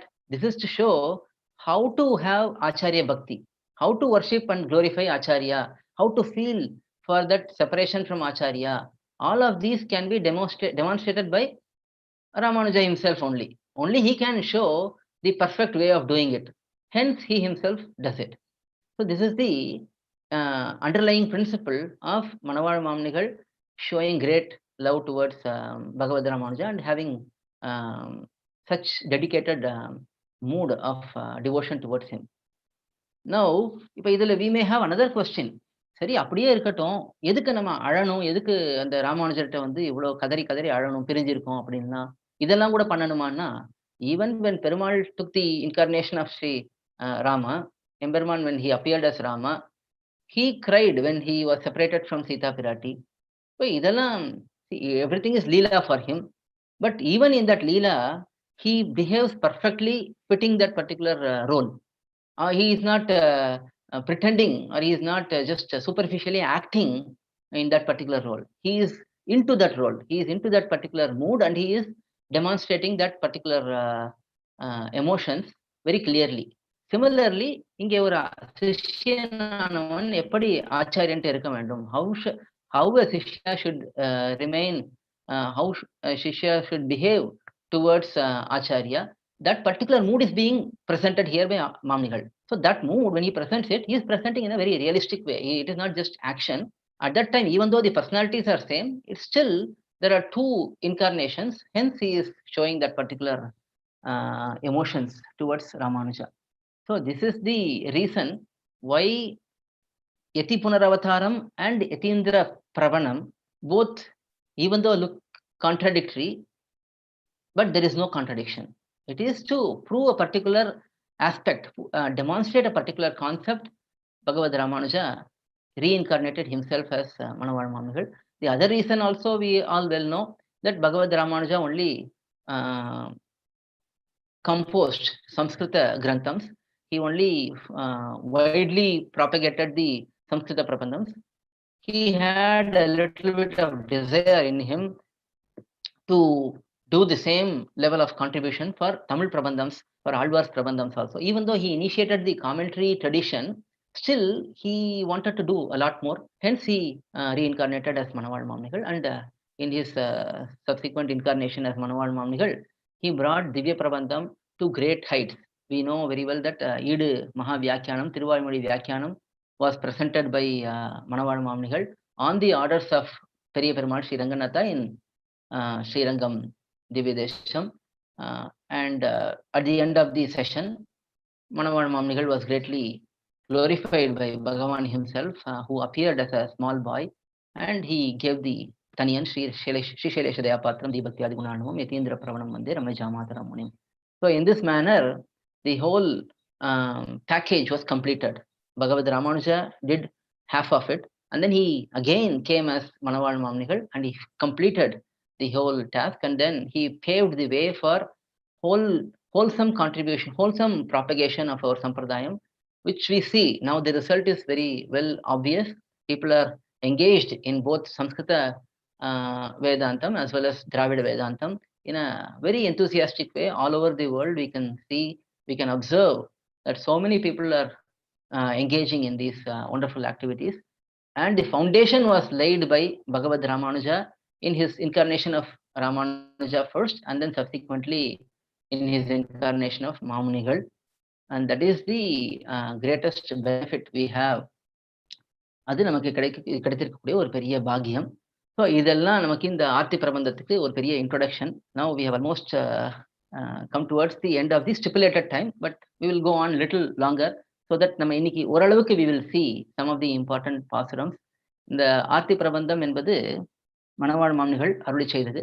இது மணவாழ் மாமுனியோட சரம பிரபந்தம் என்று இந்த பிரபந்தத்துக்கு வியாக்கியானம் அருளி இருக்கக்கூடிய பிள்ளைலோகம் ஜீயர் தெரிவிக்கிறார். பிள்ளைலோகம் ஜீயர் is an acharya who lived subsequent to Manavāla Māmunigal. He has given commentaries for many of the works of Manavāla Māmunigal. அந்த வரிசையில Aarthi பிரபந்தத்துக்கு he has given a beautiful commentary. அந்த காமெண்ட்ரியில he is saying that this Aarthi Prabandham is composed by Manavāla Māmunigal during his final moments, final days in this material world, in this world. That is why we see that Māmunigal is crying out greatly. Even though one beautiful aspect of Manavāla Māmunigal is right from his early days, where his first prabandham was Yatirajamshati. Whatever principles he revealed, whatever mood he shown towards Bhagavad Ramanuja in Yatirajamshati is the same mood which is shown in Arti Prabandham. So we can see that from his early days, adulthood, probably 15 years, 16 years, from that time until his last year, 73 years or 74 years, at that time, he was having the same mood. Usually we see that people improve over time, that even we say in our sampradayam, there is prathama parvanishtai, charma parvanishtai. முதல் நிலை பக்தி, பகவானிடத்திலே பக்தி கொள்வது. இறுதி நிலை, உயர்ந்த நிலை பக்தி, ஆச்சாரியனிடத்திலே பக்தி கொள்வது. இப்படிதான் நம்ம பார்க்கிறோம். We progress. இப்போ எல்லாருக்குமே பகவான்னா ஒத்துண்டுருவோம். நம்ம எல்லாருமே பெருமாளை சேவிக்கிறது, பெருமாளுக்கு கைங்கரியங்கள் பண்றது, பெருமாளுக்கு ஏதோ ஒரு வைபவங்கள்ல நம்ம கொண்டாடுறது, அதெல்லாம் நம்ம மனசு ஏத்துக்கிறது. இதே விஷயம் நம்முடைய ஆச்சாரியனுக்கு நம்ம செய்யணும் அப்படின்னா, அது கூட ஆழ்வார் ஆச்சாரியர்கள் கூட ஓரளவுக்கு ஒத்துண்டுருவோம். இதே நமக்கு இப்ப இருக்கக்கூடிய ஆச்சாரியனுக்கு செய்யணும், இப்ப இருக்கக்கூடிய பெரியவர்களுக்கு செய்யணும்னா, அவர்கள் நம்ம போல மனுஷர்கள் தானே அப்படிங்கிற ஒரு எண்ணம் வந்துடுது நமக்கு. அவளும் ஏதோ பண்றா, ஏதோ சில நல்ல காரியங்கள் பண்றா அப்படிங்கிற அந்த லெவல்ல நம்ம வச்சுக்கிறோம். பட் ரியாலிட்டி என்னன்னு பார்த்தோம்னா, அந்த ஆச்சாரிய நிஷ்டை என்பது வெரி வெரி இம்பார்ட்டன்ட்.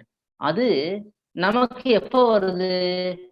ரொம்ப காலம் கழிச்சு கொஞ்சம் கொஞ்சமா இந்த காலக்ஷேபங்கள்லாம் கேட்டு எத்தனை இடத்துல இந்த ஆச்சாரியனுடைய பெருமை வியாக்கியானங்கள்ல சொல்லப்பட்டிருக்கோ அதெல்லாம் புரிஞ்சுட்டு அதுக்கப்புறம் at some point we get that realization that acharya is very great. ஆச்சாரியனை தான் நம்ம அதிகமா கொண்டாடணுங்கிறது நமக்கு அப்பதான் புரியுது. ஆனா மாமுனிகளுடைய நிலையை பார்த்தேன்னா, முதல்ல எத்திராஜ வம்சத்தை பாடும்போது எப்படி இருந்தார், அதே நிலை கடைசி வரைக்கும் இருக்கு. அப்போ அவர் ஃபர்ஸ்டே அந்த நிலைக்கு வந்துட்டார். ஏன் வந்துட்டார்னா, அவர் ஏற்கனவே பகவத் ராமானுஜர், அவருக்கு எல்லா சித்தாந்தமும் தெரியும். அவருக்கு இந்த பிரின்சிபிள்ஸை எடுத்து வெளியில சொல்லறதுக்கு தான் அவருடைய அவதாரமே ஏற்பட்டிருக்கு அப்படிங்கறது நம்ம பார்த்துடலாம். அப்படி இருந்தாலுமே கூட அவருக்கு அந்த ஒரு ஆச்சாரிய பக்தி என்பது அந்த இடத்துல நன்றாக காட்டப்பட்டுள்ளது. He is manifesting it very clearly from the beginning till the end. He is not changing his mood. It is not that he has improved over time. It is just that he was always in that mood, that Bhagavad Ramanuja is everything. So from Yatiraja Vamshati, even in Yatiraja Vamshati, in so many shlokams, he is praying, Vijñāpanam, Yatidamatyadu, Mamaginam. He says in the last shlokam, you are the only refuge for me. You please ensure that I am delivered. So he is praying to Yatiraja in that particular way, right from the beginning till the end. So that is very important for us to grasp here. இந்த ஆர்த்தி பிரபந்தத்துக்கு 2 தனியன் இருக்கு. இந்த 2 தனியன்ல 2 விஷயங்கள் காட்டப்படுகிறது. இந்த 2 தனியனை மட்டும் முதல்ல சுருக்கமா பார்க்கலாம். தேன் பயிலும் தாரான் எதிராசன் சேவடி மேல் தான் பரமபக்தி தலையெடுத்து மாந்தர்க்கு உணவாக ஆர்த்தியுடன் ஒன் தமிழ்கள் செய்தான் மணவாள மாமுனிவன் வந்து. திஸ் இஸ் தி ஃபர்ஸ்ட் தனியன். இந்த தனியன்ல ஒரு அழகான விஷயம் காட்டப்படுகிறது. என்ன விஷயம்னா, தான் பரமபக்தி தலையெடுத்து எதிராசன் சேவடி மேல், Ramanuja's lotus feet, on that Manavāla Māmunigal is having paramabhakti. So usually this paramabhakti is the stage of final the moment before leaving this world. That is the stage a personality will be in that process of devotion. Parabhakti, Parajnanam, Paramabhakti. So these 3 stages are shown. This Paramabhakti is the final stage.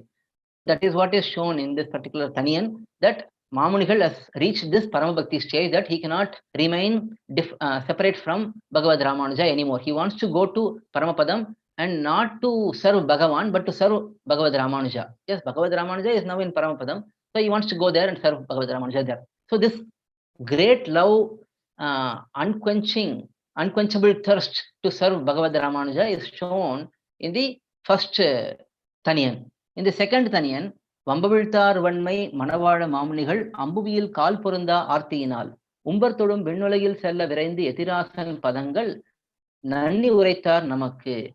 In this Taniyan, another aspect is shown. வம்பவிழ்த்தார் வன்மை மணவாழ மாமுனிகள் அம்புவியில் கால் பொருந்தா ஆர்த்தியினால். He has got so much sorrow. Arti means urge. It also means great sorrow. So both can be applicable. So here he has got great sorrow that he cannot remain in this world even for one more moment. This is very similar to how Nammalvar declared in first Pasaram of Thiruviruttam. பொய்நின்ற ஞானம் பொல்லாவுளுக்கு அழுக்குடம்பு இன்னின்ற நேர்மை இனியாமுறாமை. So he says, I cannot remain in this samsara even for one moment. Please hear my plea and accept me in paramapadam. That is the prayer placed by Nammalvar in his first Pasaram itself. But Bhagavan made Alvar remain in this world for so many years and made him sing Tiruvaimozhi, and only after completing Tiruvaimozhi, he took Alvar to Paramapadam. That was Bhagavan's desire. Now we can see that even remaining in this world, which is usually based on karma, in the case of Alvars, it is not based on their karma, because they are free from all karma. They are given relief from all karma by Bhagavan the moment they surrendered, and Bhagavan chose them as Alvars. At that time itself, all their karmas are gone.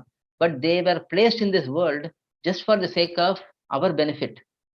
Bhagavan wanted Alvars to sing these pasarams so that we can be reformed by understanding those pasarams and by following those pasarams.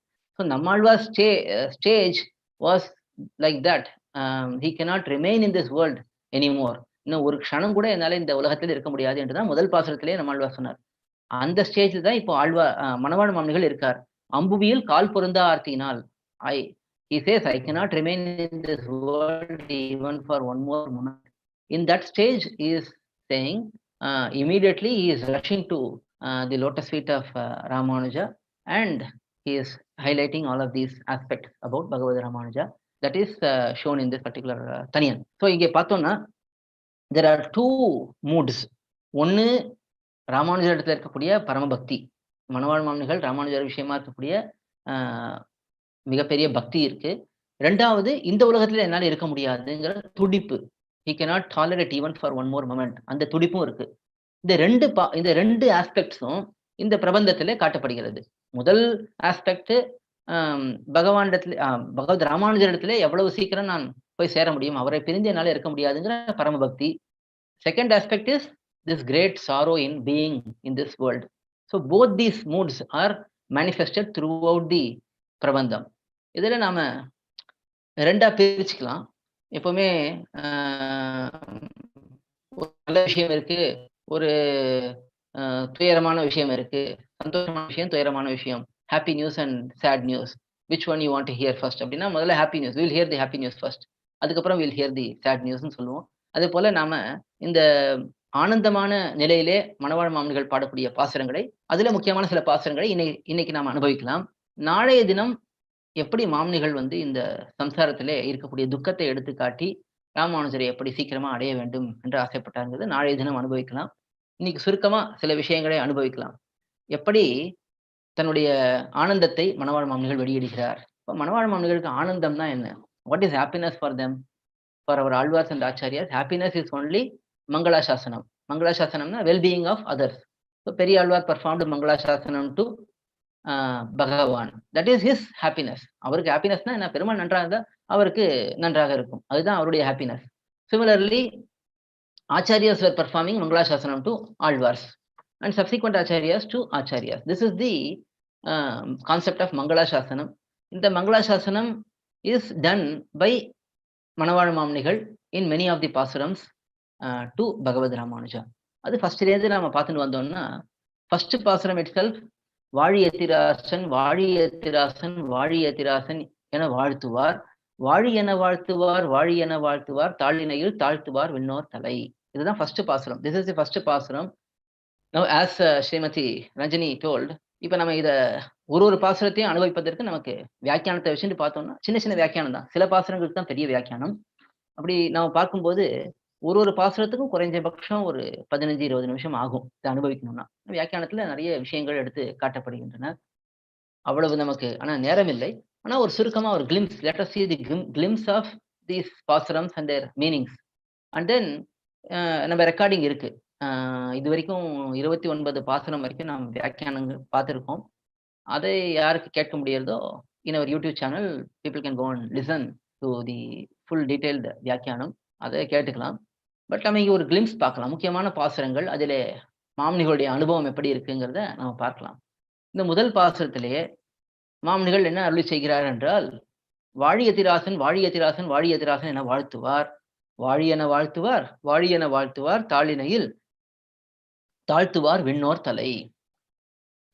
விண்ணோர்னா நித்தியசூரிகள். The நித்தியசூரிகள் will bow down to the lotus feet of those who worship and praise Bhagavad Rāmānuja. And then next level, those who worship, such persons who are worshipping Bhagavad Rāmānuja. And then the next level, those who are worshipping, such persons who are worshipping, those who are worshipping Bhagavad Rāmānuja. Māmunigal is saying 3 levels. First level, Ramanuja is there, and then next level of devotees, next level of devotees, their devotees, their devotees. In this manner, the third level of devotees, at the lotus feet of such devotees who are at the bottom of the chain, Nityasuris will come and bow down. So such is the greatness of Bhagavad Rāmānuja, that even those who are continuously there, those who are worshipping in the chain, in the parampara, through the parampara, those who are worshipping Bhagavad Rāmānuja, at their lotus feet, Nityasuris will come and bow down their head. That is the simple meaning of this pasuram. In this, it is highlighted that Bhagavad Rāmānuja is so great that even if one has very little devotion towards Bhagavad Rāmānuja, even that is very adorable, that is very wonderful. So that particular aspect is highlighted in this பாசுரம். அதைத்தான் இங்க எடுத்து காட்டுகிறார். ஒரு எம்பெருமானாரிடத்திலே அன்பு கொண்டவர்கள், அவர்களிடத்திலே அன்பு கொண்டவர்கள், அவர்களிடத்திலே அன்பு கொண்டவர்கள் இப்படின்னு அந்த வரிசையில அந்த கிரமத்துல பார்த்துட்டு வரும்போது, கடைசியில் இருப்பவர்களிடத்திலே கூட விண்ணோர்கள் வந்து அவர்களுடைய திருவடிகளிலே வந்து விழுவார்கள். தங்களுடைய தலைகளை வந்து இந்த அடியார்களுடைய திருவடிகளிலே வைப்பார்கள். அப்படிப்பட்ட பெருமையை உடையவர் எம்பெருமானார். இதில் எல்லாமே எம்பெருமானாருடைய பெருமை தான் காட்டப்படுகிறது. இப்ப வாழி எத்திராசன் என்று சொன்னால் அது மங்களாசாசனம். வாழி, போற்றி, நமக, ஜிதம் இதெல்லாமே மங்களாசாசனத்தை குறிக்கக்கூடிய சொற்கள். சிலது சம்ஸ்கிருதத்துல ஜிதம் என்றால் வெற்றி, போற்றி இதெல்லாம் வந்து அவருக்கு ஒரு நன்மை ஏற்பட்டிருக்கிறது, அதனாலே நமக்கு சந்தோஷம் என்று சொல்லக்கூடிய வார்த்தைகள். எங்கெல்லாம் வாழி வந்தாலும் சரி, வாழ வந்தாலும் சரி, பல்லாண்டு வந்தாலும் சரி, இதெல்லாம் மங்களாசாசனத்தை குறிக்கக்கூடிய சொற்கள். அதுதான் இந்த இடத்துல காட்டுகிறார். யாரெல்லாம் பகவத் ராமானுஜருக்கு மங்களாசாசனம் பண்ணுகிறார்களோ அவர்களுடைய அடியவர்களுடைய அடியவர்களாக இருப்பவர்களுக்கு கூட இந்த நித்தியசூரிகள் வந்து வணங்கக்கூடிய பெருமை ஏற்படும் என்று இந்த இடத்துல எடுத்து காட்டுகிறார். அடுத்த பாசுரமும் அதே போலத்தான். ராமானுசாய நம என்று சிந்தித்திரா மானுசரோடு இறைப்பொழுது இராமாறு சிந்திப்பார் தாழ்நிலையில் சேர்ந்திருப்பார் தாழ்நிலையை வந்திப்பார் விண்ணோர்கள் வாழ்வு. முதல் பாசுரத்துல அஃபர்மேட்டிவா சொன்னார், இந்த இடத்துல நெகட்டிவா சொல்லுகிறார். முதல்ல யாரு ராமானுஜரை வணங்குகிறார்களோ அவர்களுடைய திருவடிகளிலே வந்து இந்த நித்தியசூரிகள் எல்லாம் வணங்குவார்கள் என்று சொன்னார். இரண்டாவது பாசுரத்துல யாரு வணங்க மாட்டேன் என்று சொல்லுகிறார்களோ அவர்களை விலக்கி இருப்பார்கள் இல்லையா. ராமானுஜரை நான் ஒத்துக்க மாட்டேன் என்று சொல்லி இருப்பார்கள், அவர்களிடத்துல விலகி இருக்கார்கள் சில பேர். அப்படி விலகி இருந்தாலே அவர்களுடைய திருவடிகளிலே வணங்குபவர்கள் அவர்களுடைய திருவடிகளிலே நித்தியசூரிகள் வந்து தலையை தாழ்த்துவார்கள், தங்களுடைய திருமுடியை தாழ்த்துவார்கள் என்று 2 விதமாகவும் காட்டப்படுகிறது. ராமானுஜரிடத்துல பக்தி இருப்பவர்களை கொண்டாடுகிறார், ராமானுஜரிடத்துல எனக்கு பக்தி இல்லை என்று சொல்லுகிறார்களே அவர்களுடைய சேராமல் இருப்பதே ரொம்ப முக்கியம். நமக்கு எப்படி எம்பெருமானை வணங்குவது முக்கியமோ அதே போல மற்ற தேவதைகளை வணங்காமல் இருப்பது முக்கியம். இன்ஃபேக்ட் நம்ம வந்து மற்ற தேவதைகளை வணங்காமல் இருப்பது அதை விட முக்கியம். எம்பெருமானை அதுதான் ஸ்ரீ வைஷ்ணவ லட்சணம் சொல்லும் பொழுது திருமழிசை ஆழ்வார் என்ன சொல்லுகிறார்? திருவடிதன் நாமம் மறந்தும் புறந்தொழா மாந்தர். இதுதான் ஸ்ரீ வைஷ்ணவ லட்சணம். அந்த பாசுரத்துல சொன்ன வந்தது என்ன? யமனுடைய அந்த யமனுடைய சேவகர்கள் இந்த ஸ்ரீ வைஷ்ணவர்களை எதுவும் செய்ய மாட்டார்கள் என்று சொல்ல வருகிறார். அப்ப இந்த ஸ்ரீ வைஷ்ணவன்னா எப்படி இருக்க வேண்டும் என்பதை காட்டக்கூடிய இடத்திலே, ஸ்ரீ வைஷ்ணவன் என்றால் தன்னுடைய தெய்வமான ஸ்ரீமன் நாராயணனை தொழாமல் இருந்தால் கூட சில சமயங்களில் ஏதோ ஒரு காரணம், இப்ப தீட்டு வருது, நம்ம கோயிலுக்கு போக முடியல. ஆனா அந்த சமயத்திலே கூட நாம் மற்ற தேவதைகளை தொழாமல் இருக்க வேண்டும். அதுதான் ஸ்ரீ வைஷ்ணவனுக்கு அடையாளம் என்று திருமழிசையாழ்வார் காட்டுகிறார். அதே போல இங்க காட்டுகிறார். ராமானுஜரை வணங்குபவர்களையும் கொண்டாடுவார்கள். ராமானுஜரை வணங்க மாட்டேன் என்று சொல்லியிருப்பார்களே, அவரிடத்துல விலகி இருக்கார்கள் இல்லையா, அவர்களையும் கொண்டாடுவார்கள். யார் ராமானுஜரை வெறுக்கிறார்களோ அவர்களிடத்தில் சேராமல் இருக்க வேண்டும் என்பது முக்கியமான குறிக்கோள். இது 2வது பாசுரம். இதை போல பல பாசுரங்களிலே காட்டுகிறார். தன்னுடைய ஆச்சாரியனுடைய வைபவத்தையும் எடுத்து காட்டுகிறார். நிறைய பாசுரங்களிலே தேசம் திகழும் திருவாய்மொழி பிள்ளை மாசில் திருமலை ஆழ்வார் என்னை நேசத்தால் எப்படியே எண்ணி நின்பால் சேர்த்தார் எதிராசா அப்படியே நீ செய்தருள். இது 12வது பாசுரம்.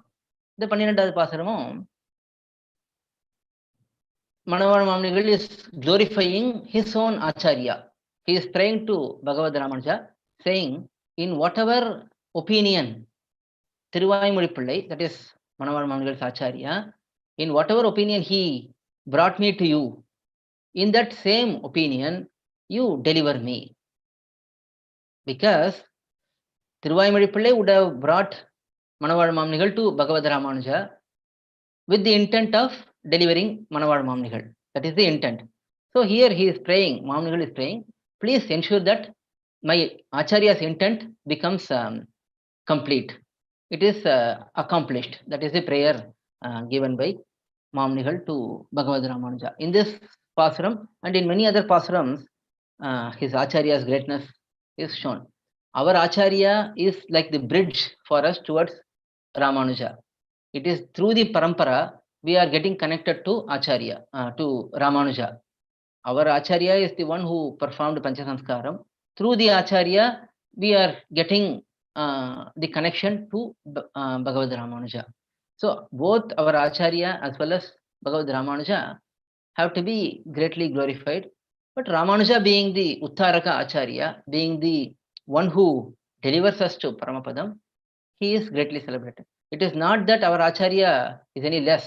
It is just that Bhagavad Rāmānuja has got so much greatness. This is called as Nahi Ninda Nyayam, that we are not minimizing the importance of our Acharya. This is why Māmunigal, even while glorifying Bhagavad Rāmānuja, whether it is in Yatiraja Vimshati or in ārtti prabandham or in Upadesha Ratnamalai, anywhere, he would never fail to highlight the connection with his own Acharya.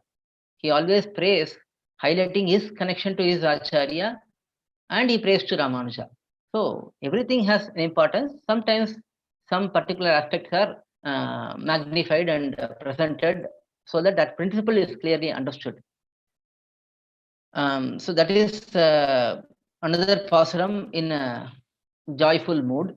And then Yatirashan Vali என்று ஏத்தி சதிராக வாழ்வார்கள் தாழ்னை கீழ் வாழ்வார்கள் பெற்றிடுவர் ஆழ்வார்கள் தங்கள் அருள். Those who praise Bhagavad Rāmānuja and perform Mangala to Bhagavad Rāmānuja, again multiple levels. Under those whoever is having great bhakti, for them Alvar's mercy, that is the mercy of all the Alvars, will be guaranteed, says Manavāla Māmunigal in this particular pasuram. So again there is connection. In any way Bhagavad Rāmānuja is connected, whether we are going to Alvars, whether going to Acharyas, whether going to Bhagavan. It is Bhagavad Rāmānuja is the anchor for all of these. So that is highlighted. And then there are other pasurams. I'll skip some of them considering the time it will be taken. There are 4 pasurams, 29th, 30th, 31st and 32nd. In these 4 pasurams, Māmunigal continuously performs Mangala Shasanam to Bhagavad Rāmānuja. Very beautiful pasurams, very having very in-depth meanings. In these pasurams, first 29th pasuram is Charuvaga Madam Niru Saidu Samana Chedikanal Koduthiye. In this pasuram, how Bhagavad Rāmānuja defeated so many scholars. There were so many Bhahya Mata followers, so many Kudrishti Mata followers. Bhahyas are those who reject Vedam. Kudrishtis are those who misinterpret Vedam. Both are to be condemned and both are to be rejected by Vaidikas. That is what Bhagavad Ramanuja showed us. He walked throughout the length and breadth of Bharata Desham and debated with so many scholars and won over many philosophers and established the supremacy of Vishishtadvaita Siddhantam. So that particular aspect is greatly glorified here. And he says, Mikka Yadava Madattai Maita Perivira Nadum Megavadiye. Forever, let this great warrior of our Sanatana Dharma, let him live forever. Hail his glories, says Māmunigal in this particular Pasuram. And then 30th Pasuram, Sīrārum Etirāsa Tiruvadigal Vāli, Tiruvarayil Sathiya Senduvarade Vāli. In this beautiful Pasuram, Māmunigal is greatly enjoying the divine form of Bhagavad Ramanuja. These particular Pasurams, this 30th Pasuram, 31st Pasuram, 32nd Pasuram, these three Pasurams are recited on a daily basis in Sri Perumbudur, and in other Divideshams during Ramanuja Tirunakshatrams, they will recite these Pasurams.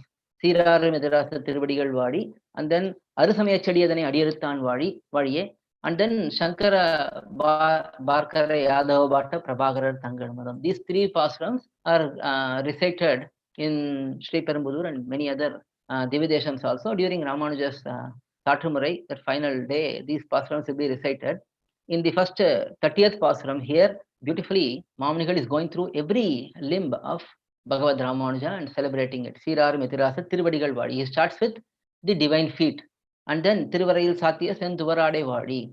The garment which Kashaya Vastram, which is being worn by Bhagavad Ramanuja, that is being celebrated. அதுக்கு மேல ஏறாரம் செய்ய வடிவ எப்பொழுதும் வாழி, his divine form that is being glorified here. இலங்கிய முன்னூல் வாழி இணைத்தோள்கள் வாழி, அவருடைய திருத்தோள்கள், அவருடைய யஜ்ஞோபவீதம், அதை கொண்டாடுகிறார். அதுக்கு மேல சோராத துய்ய செய்ய முகச்சோதி வாழி, the beautiful glow in the face, divine face of Bhagavad Ramanuja, and then his divine smile that is being glorified, his eyes, and then the Dvadasordu Pundram, the 12 Tirumans which is being worn by Bhagavad Ramanuja. All of these are greatly celebrated. This is glorifying Bhagavad Ramanuja's divine form.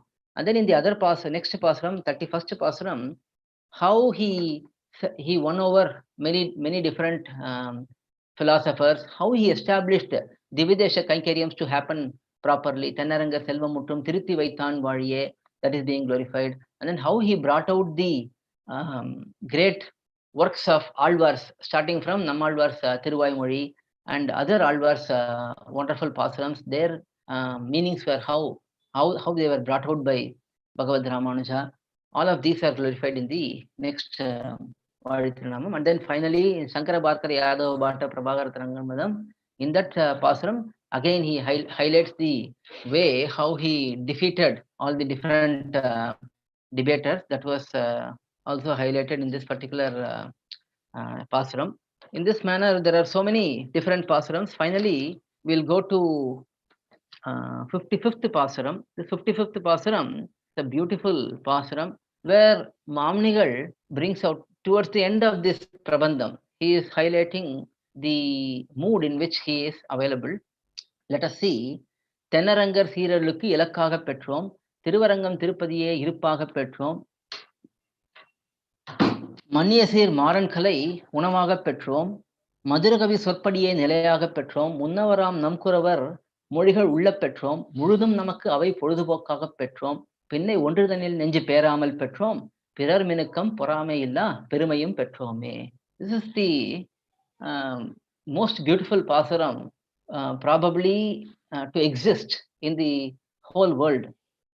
There is probably no Pasuram which is as great as this Pasuram, because Māmunigal highlights what are all the mercies which are bestowed upon him by the grace of Bhagavad Ramanuja. All of these in context of Bhagavad Ramanuja, what he has given us. There is no better revelation can happen than this one. We all have this, that is the greatness. Whatever Māmunigal has acquired, obtained by Bhagavad Ramanuja's grace, We all have this by the mere heritage, by the mere connection with the sampradayam, with the parampara. We all have this fortune. We just have to realize, and the only thing is Māmunigal has realized it and he has revealed it. தென்னரங்கர் சீரருளுக்கு இலக்காக பெற்றோம். We got the grace of Sri Ranganatha. That is the first greatest benefit we have. And Thiruvarangam திருப்பதியை இருப்பாக பெற்றோம். Manavāla Māmunigal got to permanently stay in Sri Rangam based on the orders of his own Acharya and Sri Ranganatha both. We also have this. At times we go to Sri Rangam and worship Sri Ranganatha and all the Alvars, Acharyas. It is not that we have not gone there at all, but it's just we are not having the permanent residence status in Sri Rangam. But we have this occasionally, we get this glimpse. மன்னிய சீர் மாறன் கலை உணவாக பெற்றோம். We got, Māmunigal says here that he got Tiruvaimozhi Pillai as his Tiruvaimozhi as his food. What he consumes on a daily basis is Tiruvaimozhi only. Maran, that is நம்மாழ்வார்ஸ் திருவாய்மொழியே நமக்கு உணவாக இருக்கிறது என்று மாமுனிகள் இங்கே சொல்றார். மதுரகவி சொற்படியே நிலையாக பெற்றோம். மதுரகவி சொற்படியே நிலையாக பெற்றோம் means he got to remain according to the words, instructions of Madhurakavi Alvar. That is to remain in Acharya's shade, under the shelter of Acharya. முன்னவராம் நம் குரவர் மொழிகள் உள்ள பெற்றோம். We got to understand all the great works of our Acharyas and we got to keep thinking about that. முழுதும் நமக்கு அவை பொழுதுபோக்காக பெற்றோம். We got that as our entertainment, as our daily routine. பொழுதுபோக்கு means spending time. So we spend time by engaging in our Purvacharya's works. பின்னை ஒன்றுதனில் நெஞ்சு பேராமல் பெற்றோம். We have our mind fully focused on this so that we don't have it diverting to anything else. வேற எதுலயும் மனசு போகாம இருக்கு. இது நமக்கு உண்மையாகாது, நமக்கு மனசு எப்பவும் வெளியில போயிட்டு இருக்கு. பட் அதையும் நம்ம ஆச்சாரியர்கள்ட்ட பிரார்த்திச்சுட்டு we have to pray that we get that also. பிறர் மினுக்கம் பெறாமை இல்லா பொறாமை இல்லா பெருமையும் பெற்றோமே. This is the final punch statement.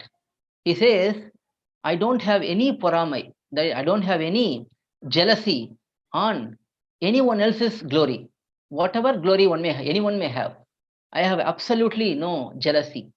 That's a very bold declaration. Even we should come to that stage that we don't have any jealousy towards anyone's fame or anyone's glory or anything along that lines. Everyone gets their own share by the grace of Bhagavan. We should be happy as a Sri Vaishnava. We should be happy for everyone's happiness, and we should be feeling sad if another Sri Vaishnava feels sad. That is the true identity, true swabhavam of a Sri Vaishnava. நம்ம ஒரு Sri Vaishnavன்னா மற்றவர்களுக்கு நன்மை நடந்தா நமக்கு அது சந்தோஷமா இருக்கணும், மற்றவர்களுக்கு துன்பம் வந்தா நமக்கு அது துன்பமா இருக்கணும், மற்றவர்களுக்கு ஒரு நன்மை நடக்கிறதேங்கிறது என்னைக்கும் நமக்கு பொறாமைக்கு காரணமா இருக்கக்கூடாது. மாமுனிகள் இதுல ரொம்ப போல்டா டிக்ளேர் பண்றார், எனக்கு எந்த விதத்திலையும் யார் விதத்திலையும் எனக்கு பொறாமை இல்லை. அது மட்டும் இல்ல, மற்றவர்கள் மணவாள மாமுனிகளை பார்த்து பொறாமப்படவும் முடியாது. அப்படிப்பட்ட ஸ்திதியிலே இருக்கார். இப்போ ஒருத்தர் ரொம்ப ரொம்ப நல்லவரா இருக்காருன்னா அவரை பார்த்து யார் பொறாமப்பட முடியும்? அப்படிப்பட்ட வியக்தியா தான் மணவாள மாமுனிகள் இருந்தார். Not only that he did not have any jealousy, Māmunigal has such greatness that nobody could feel jealous towards him. He is such a noble embodiment of all the qualities that nobody can look at him and feel jealous. They will only feel happy seeing such personality. இப்போ நமக்கே சில பேரை பார்ப்போம், பார்த்தா we will just feel happy seeing them. அந்த மாதிரி சில வியக்திகள் இருப்பா. அவரை பார்த்தாலே நமக்கு ஒரு ஆனந்தம் ஏற்படும், ஒரு திருப்தி ஏற்படும். நமக்கு எல்லா ஸ்ரீ வைஷ்ணவர்கள் பார்த்தாலும் அப்படி ஏற்படணும். இருந்தாலும் சில அதிகாரிகள்ட்ட அது விசேஷமா ஏற்படும். அது ஏனென்றால் அப்படிப்பட்ட நன்மையை உடையவர்கள், அப்படிப்பட்ட சாத்விகர்கள், பரம சாத்விகர்களாக பரமைகாந்திகளாக இருப்பார்கள் சில பேர். அப்படிப்பட்ட பெருமை தனக்கு இருக்கிறது என்று மாமுனிகள் சொல்லிக்கிறார். இது சொல்லிக்கலாமா நமக்கு பெருமைன்னா? இது எல்லார்ட்டையும் இருக்க வேண்டியது. இது ஸ்வரூபம். ஒரு ஸ்ரீ வைஷ்ணவனுக்கு இது ஸ்வரூபம். அந்த ஸ்வரூபத்தை அவர் சொல்லலைன்னா எப்படி நமக்கு தெரியும் இப்படி இருக்கணுங்கிறது? அதுதான் ஆழ்வார்கள் ஆச்சாரியர்கள் நமக்கு உபதேசம் பண்ணுகிறார்கள்னா அவர்கள் கர்வத்தினாலேயோ எனக்கு தெரியுங்கிறதுனாலயோ பண்ணல. இப்படித்தான் இருக்க வேண்டும், இதுதான் உண்மை, இது நாம சொல்ல வேண்டிய ஒரு சூழ்நிலையில் இருக்கோம் என்றுதான் அவர்கள் சொல்லுகிறார்கள். அவர்கள் என்னைக்கும் அந்த அகங்காரமோ அந்த கர்வமோ அவர்களுக்கு கிடையாது. அப்படிப்பட்ட பெருமையை கொண்ட மாமுனிகள் என்று இந்த பாசுரத்திலே நமக்கு தெரியுது. ஒரு அற்புதமான பாசுரம். இதை போல ஒரு பாசுரம் நம்ம உலகத்துல நினைச்சு பார்த்தாலும் இது முன்னாடியே இருக்க முடியாது. இனிமேலும் இதுக்கு மேல இத மாதிரி ஒரு பாசுரம் வர்றது கஷ்டம். அப்படிப்பட்ட பாசுரம் இந்த பாசுரம். கடைசியா 60வது பாசுரம். அதையும் பார்த்து இதை நம்ம இந்த அனுபவத்தை முடிச்சுக் கொள்ளலாம். இந்த அரங்கத்து இனிதிரினி என்று அரங்கர் எந்த எதிராசர்க்கு ஈந்தவரம் சிந்த செய்யில் நம்மதன்றோ நெஞ்சமே நல்தாதை சொம் புதல்வர் தம்மதன்றோ தாயமுறைதான். இதுதான் ஃபைனல் பாசுரம் இந்த பிரபந்தத்துல. இந்த அரங்கத்திலே இனிதிரினி என்று அரங்கர் ரங்கநாதர் ஸ்ரீரங்கநாதன் ராமானுஜரிடத்துல சொல்லுகிறார். இந்த ஸ்ரீரங்கத்திலே இரும் துவயம் அர்த்தானுசந்தானம் சதைவம் வக்தா ஸ்ரீரங்கே சுகமாஸ்வ என்று இந்த ஸ்ரீரங்கத்திலே இருக்க வேண்டும் என்று இது சரணாகதி கத்தியத்திலே எம்பெருமானாராலே அருளி செய்யப்பட்டது. எம்பெருமான் சொன்னதை அப்படியே ஈடுபடுத்தியிருக்கார் எம்பெருமானார். பகவத் Ramanujar has just documented whatever said by Sri Ranganatha during that Panguni Uttaram Gadyatrayam recitation. At that time, whatever was ordered by Bhagavan Sri Ranganatha, that was documented by Bhagavad Ramanuja. So whatever was granted to Bhagavad Ramanuja, Māmunigal is saying here that if we think about it, that will be applicable for us also. So, and that is because of the connection with the parampara, connection. Because just like a good son will inherit all the wealth of a father, here Māmunigal says this is inheritance for all of us. We are all good children of Bhagavad Ramanuja. So whatever was granted to Bhagavad Ramanuja is applicable to all of us as well. இதை சொல்லிதான் மாமுனிகள் தன்னை தேற்றிக் கொள்கிறார். இப்ப கடைசி இந்த பாசுரம் சொல்லிவிட்டு உடனே மாமுனிகள் திருநாட்டுக்கு எழுந்துள்ளான்னு தெரியல. ஆனா இந்த பாசுரங்கள் சொல்லி ஒரு சில நாள் இருந்திருக்கார், ஒரு சில மாதங்கள் இருந்திருக்காருன்னு வைத்துக் கொள்ளலாம். அப்ப எப்படி தன்னை தேற்றிக் கொண்டிருப்பார்னா இந்த பாசுரத்தை கொண்டுதான் தேற்றிக் கொண்டிருப்பார். இவ்வளவு ஆர்த்தி நமக்கு இருக்கு. இப்ப பகவத் ராமானுஜத்துல உடனே போக வேண்டும் என்று இருக்கு. அப்படி இருக்கும் பொழுது நாம் இந்த உலகத்துல இருக்க வேண்டியிருக்கே அப்படின்னா, அப்போ இந்த ராமானுஜருக்கு எம்பெருமான் அருளி செய்த வார்த்தையை நினைத்துக் கொள்ள வேண்டும். இந்த ஸ்ரீரங்கத்திலே இருந்து கொண்டிருப்பது நமக்கு எம்பெருமானாலே விதிக்கப்பட்டது. அது எத்தனை காலம் நமக்கு கிடைக்கிறதோ அதை கிடைத்து அனுபவித்து விட்டு அதற்கு பிறகு திருநாடு செல்லலாம் என்று தன்னுடைய மனதை தேர்த்திக் கொண்டார் என்று நாம் வைத்துக் கொள்ளலாம். இப்படிப்பட்ட அற்புதமான பாசுரங்கள் இதெல்லாமே நாம ஆனந்தமா மாமுனிகள் எம்பெருமானாரை நோக்கி அருளி செய்த பாசுரங்களே இப்பொழுது நாம் அனுபவித்திருக்கோம். நாளைய தினம் நிறைய பாசுரங்கள்ல எப்படி மாமுனிகள் கதறி வருந்தி அழுகிறார் என்பதை பார்க்கலாம். அது அழுதாலும், அதாவது இப்போ உயர்ந்த వ్యక్తిகள் அது சிரித்தாலும் சரி அழுதாலும் சரி நமக்கு அது அனுபவம் தான். இப்ப ஆழ்வார் அழுகிறார் என்று பார்த்தாலும் நமக்கு அது அந்த ஆழ்வாருடைய பக்தியோட வெளிப்பாடா தான் இருக்கிறதுனால அது ஒரு அனுபவமா தான் இருக்கும். அழறதுனால அது ஒரு பயப்பட வேண்டிய விஷயம் இல்லை. இது இன்னொரு தவறான ஒரு புரிதல், அதையும் சொல்லி முடிச்சிடுறேன். ஆர்த்தி பிரபந்தம் ஏதோ சரம காலங்கள்ல மட்டும்தான் சேவிக்கணும் அப்படிங்கிற மாதிரி சிலர் கருத்தை வைத்துக் கொண்டிருக்கா. அப்படி கிடையாது. இப்படிப்பட்ட ஆச்சாரிய பக்தியை வெளிப்படுத்தக்கூடிய பிரபந்தத்தை பல பெரியவர்கள் நித்தியானுசந்தானத்திலே வைத்துக்கொண்டு இப்படிப்பட்ட அன்பு எனக்கு பகவத் ராமானுஜத்துல ஏற்பட வேண்டும் என்றுதான் பல பெரியவர்கள் பிரார்த்தித்திருக்கிறார்கள். அதனால இதை எப்போ சேவிக்கலாம், எப்பவுமே சேவிக்கலாமா, கடைசி நாள் தான் சேவிக்கணுமா அப்படியெல்லாம் கேட்கவே வேண்டாம். இது இந்த நிலை ஒரு பாசுரத்தை நம்ம சேவிக்கிறதுனால நமக்கு முக்தி, இதனால நம்ம பரமத்துக்கு போவோம்னா அப்ப அவ்வளவு எளிதா இருந்தா எல்லாரும் சேவிச்சு போயிடுவாளே, அப்படி நடக்கலையே. ஆனா இந்த பக்தி நமக்கு வளரணுங்கிறது ரொம்ப முக்கியம். அது இந்த பாசுரங்களை சேவிக்க தான் வளரும். அதனால இதை சேவிக்கிறதுனாலே ஒன்றும் தவறில்லை. எப்பொழுதும் யார் வேண்டுமானாலும் பகவத் ராமானுஜரிடத்துல யாருக்கு அன்பு இருக்கிறதோ அவர்கள் கட்டாயமாக இதை எப்பொழுது வேண்டுமானாலும் சேவிக்கலாம். அதையும் சொல்லி முடிச்சுக்கிறேன். ஆழ்வார் எம்பெருமானார் ஜீயர் திருவடிகளே சரணம். கொஞ்சம் நேரம் அதிகமாகவே எடுத்துட்டேன், அதுக்கு சமைச்சுக்கணும். நாளைய தினம் கொஞ்சம் முடிஞ்ச வரைக்கும் சரியான நேரத்துல முடிக்க பார்க்குறேன். அடியேன் கேட்கலையே நீங்க சொல்றது. ஸ்ரீமதி ராமானுஜர் மகா, ரொம்ப சந்தோஷம். சுவாமி ராமானுஜரோட பெருமை, அப்புறம் ஸ்ரீ மணவாள மாமுனிகளோட பெருமை ரொம்ப அழகான, like summed it up very beautifully.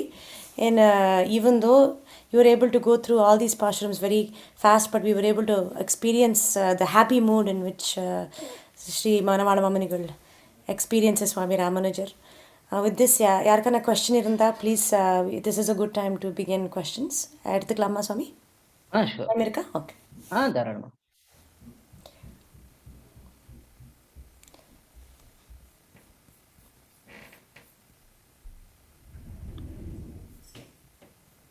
ரொம்ப ஃபாஸ்டா இருந்தேனோ? இல்லை ரொம்ப கரெக்டாக இருந்தது.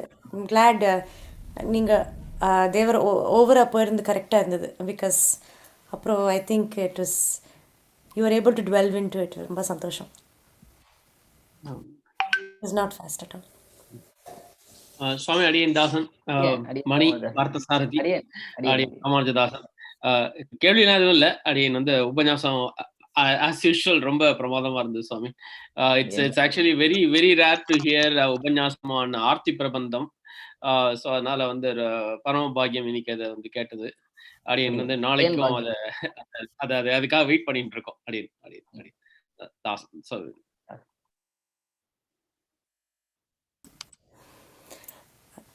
சுவாமி, அடியனோட பொண்ணு இந்த சீரா அந்த ஒரு பாசுரம் இருக்கே,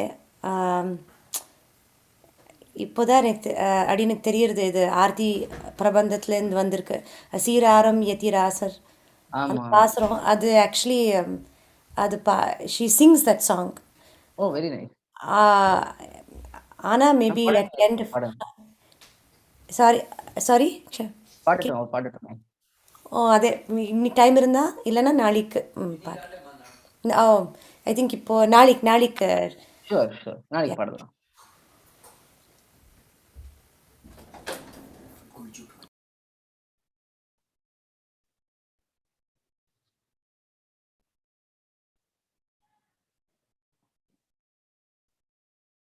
வேற ஏதாவது கொஸ்டின்ஸ் இருக்கா?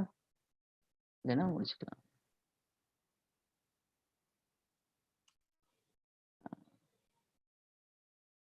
ஒரு நிமிஷம், இங்கே ஒருத்தர் ஒரு கேள்வி கேட்குறான். ஆன் பண்றேன்.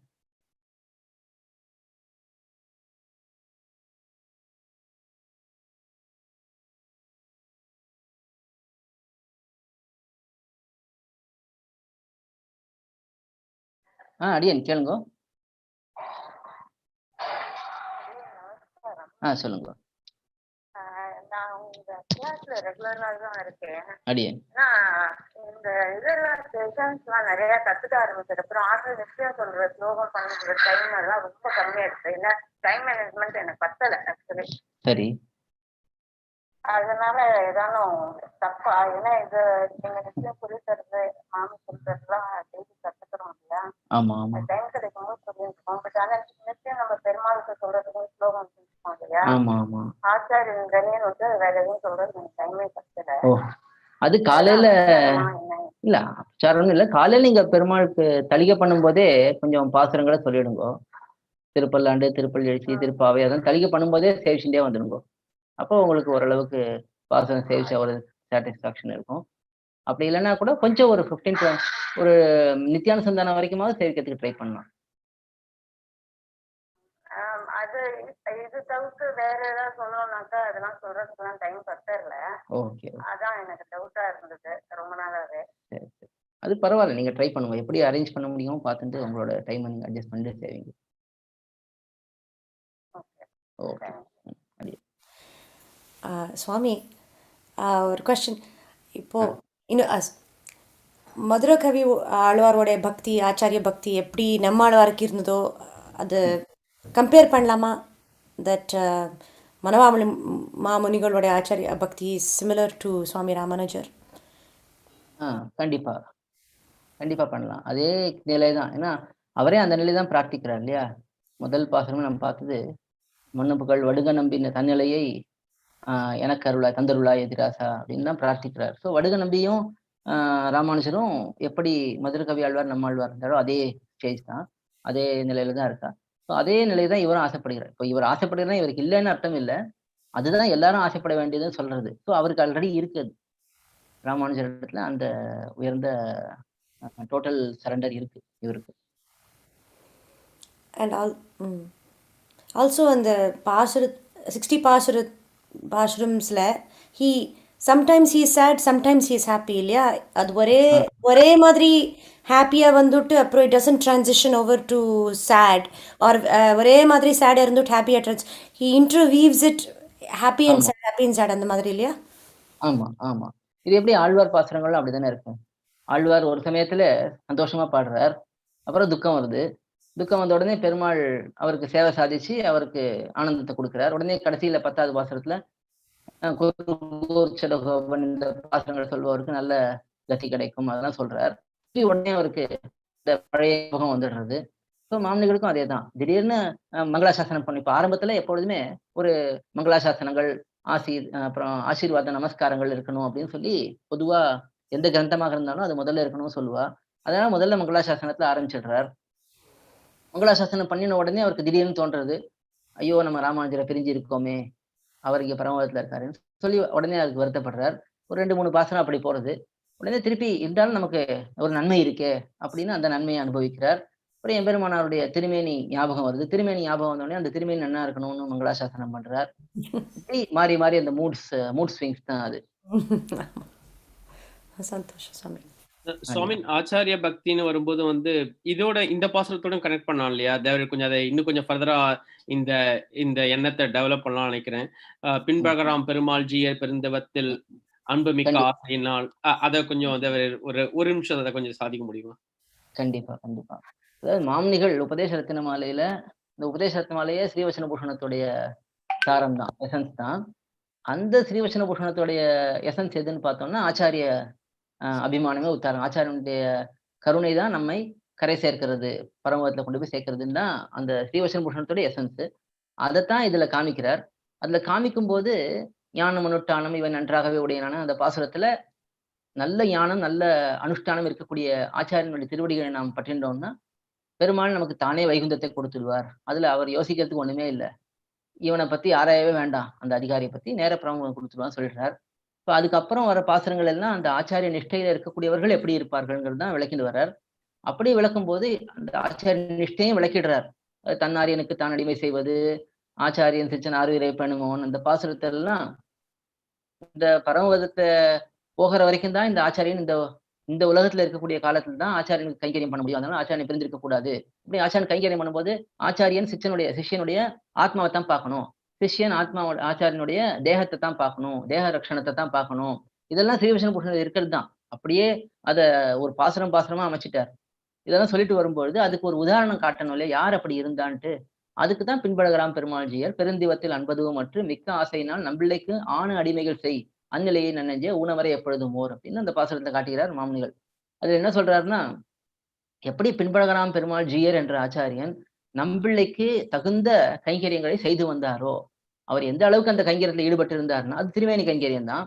ஏன்னா அவர் ஜீயர், பின்படுகிறாம் பெருமாள் ஜீயர், இவர் கிரகஸ்தர், ஆனா சிஷ்யர். அதனால சிஷ்யர் ஆச்சாரியன் கைங்கரியம் பண்ணணுங்கிற அந்த கிரமத்துல பண்றார்.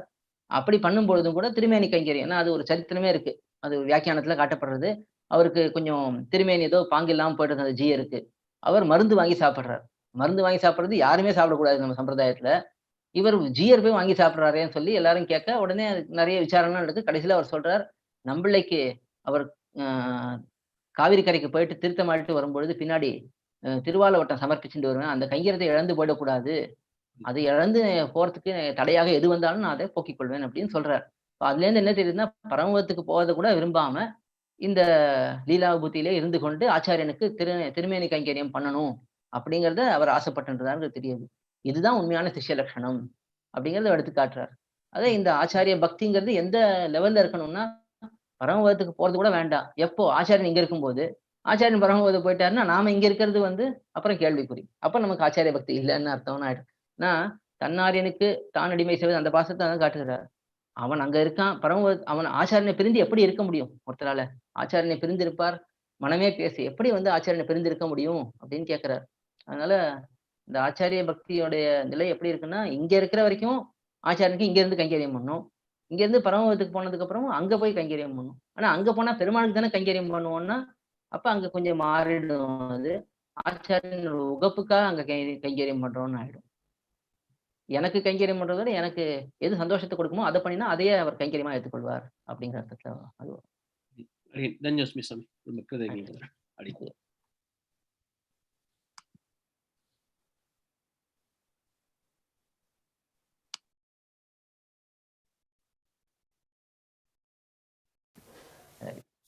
வேற எதுவும் கேள்வி இல்லைன்னா முடிச்சுக்கலாம் நம்ம. ஆடியன்ஸ் சுவாமி. நாளைக்கு பார்த்துக்கலாம். நாளைக்கு இதே மாதிரி 8:30. இன்னைக்கு கொஞ்சம் லேட்டா எடுத்து நாளைக்கு சரியா ஆரம்பிச்சிடலாம். அடியன். அடியன். தன்யோஸ்மி. அடியன்.